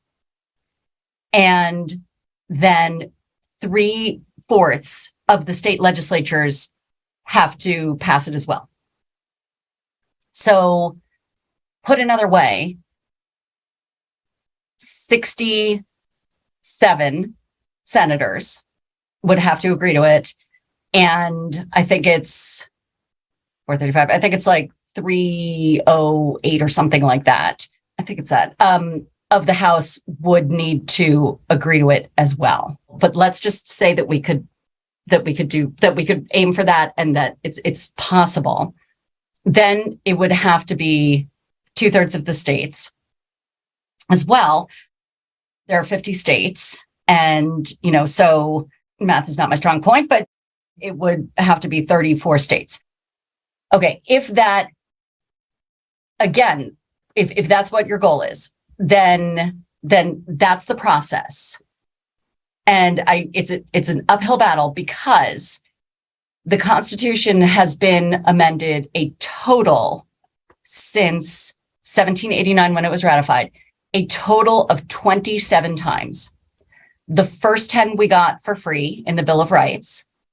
2 times were about alcohol, prohibition, which took away Americans' right to drink, and then the repeal of prohibition, which said that was a terrible idea. Everybody gets to drink again. And so that means that in total, 15 times since 1789, we have amended the Constitution. If we've been able to add 27 amendments to the Constitution, why can't we add another one for the benefit of all Americans? Yes. And if we unite all our potential and remember that we are American, nothing will stop us on our way to glory. And this will be the best and biggest legacy we can leave to our children and generations to come. Creative society is the most peaceful and the most appropriate society format in the entire history of humankind. Only in the creative society can we cope with climate threats and the crisis of the entire humanity. The best investment in your future is an investment in the Creative Society. Every active volunteer of the Creative Society, those who are implementing the hardest and most difficult part, that of informing all people, deserve to receive a Peace Prize from the Creative Society. Every participant of the Creative Society deserves to be recognized and remembered in the future by grateful descendants. In a transition to a Creative Society, everyone who devotes time and effort will be rewarded. Let's discuss and bring understanding to this. An award should be structured in such a way that it reflects the efforts of people who inform about the Creative Society. The Volunteer Peace Prize can be broken down into 5 categories. First, those volunteers who currently inform a few people. Those are people who put stickers, "I support the Creative Society," on their cars, who talk to their colleagues, friends, acquaintances everywhere, who work with just a few people will receive $1 million. Second, those people who inform dozens of people, those could be cafe owners, bloggers, those who travel, explain, talk, who are not shy to talk in buses or somewhere else and massively inform dozens of people, they get $2 million. Third, those who inform hundreds of people get $3 million. Fourth, those who have the opportunity to communicate with people and notify thousands of people get $4 million.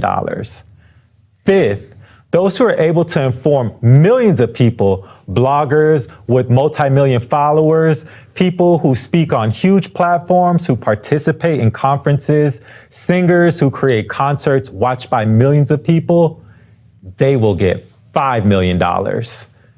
We must all recognize that such incentives will only be given away in a creative society, not now. Awards are determined based on how much personal responsibility a person assumes when making information about the Creative Society available to others. A new history will begin with the names of the volunteers who contributed their hearts and souls to the Creative Society. Building a Creative Society is true heroism. It is saving the lives of billions. It's saving all of humanity. Therefore, we should not only thank such people financially, but also write their names in our history. After all, they really deserve to have their names immortalized. There will be a monumental building raised in honor of those heroes. The building will have 6 floors. Each person's name, each volunteer who informed millions and thousands will be on the first floor. Furthermore, there will be the same gradation from 1 to 5 million Peace Prize recipients. Our 5th floor will be dedicated to the real philanthropists, those who supported the informational stage and made Creative Society possible. On top of the building will be tributes and portraits of those politicians who were so courageous and the first to declare their support for the Creative Society. In addition to helping us create voter demand for a Creative Society, these politicians will remain in the public memory for generations. A Creative Society logo will be affixed at the top of the monument. For the first time, a human civilization, the Creative Society, can be born. And we Americans can be the first to build a Creative Society for us and all of humanity.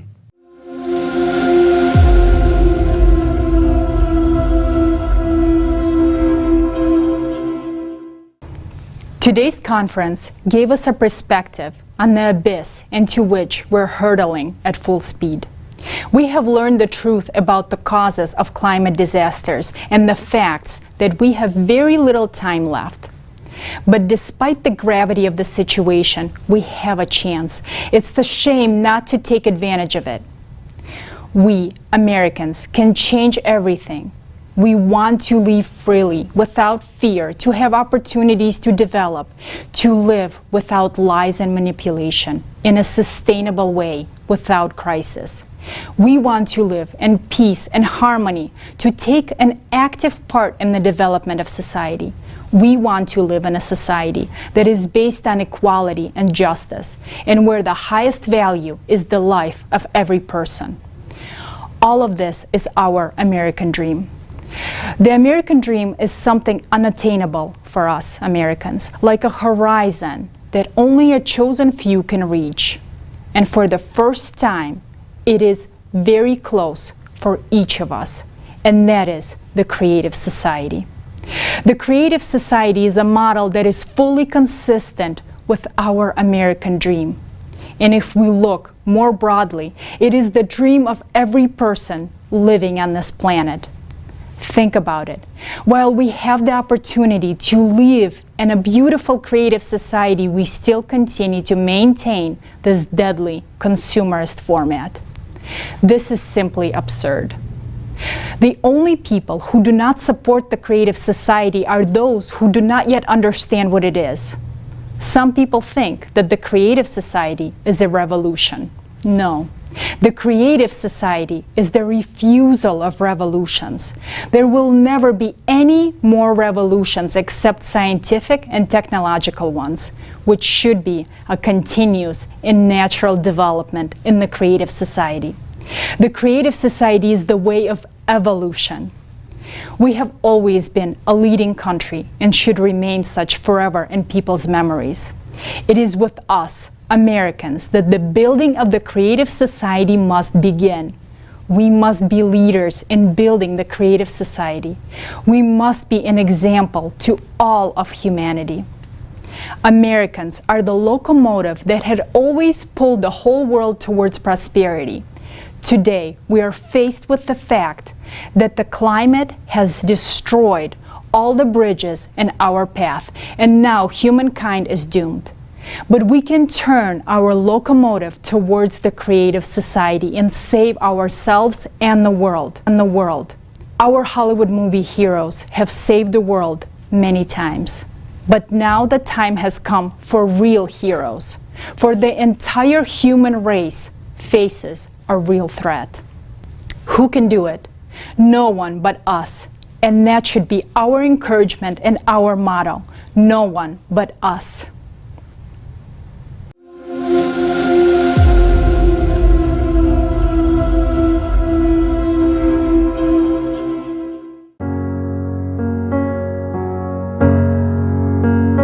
Oh, beautiful for space.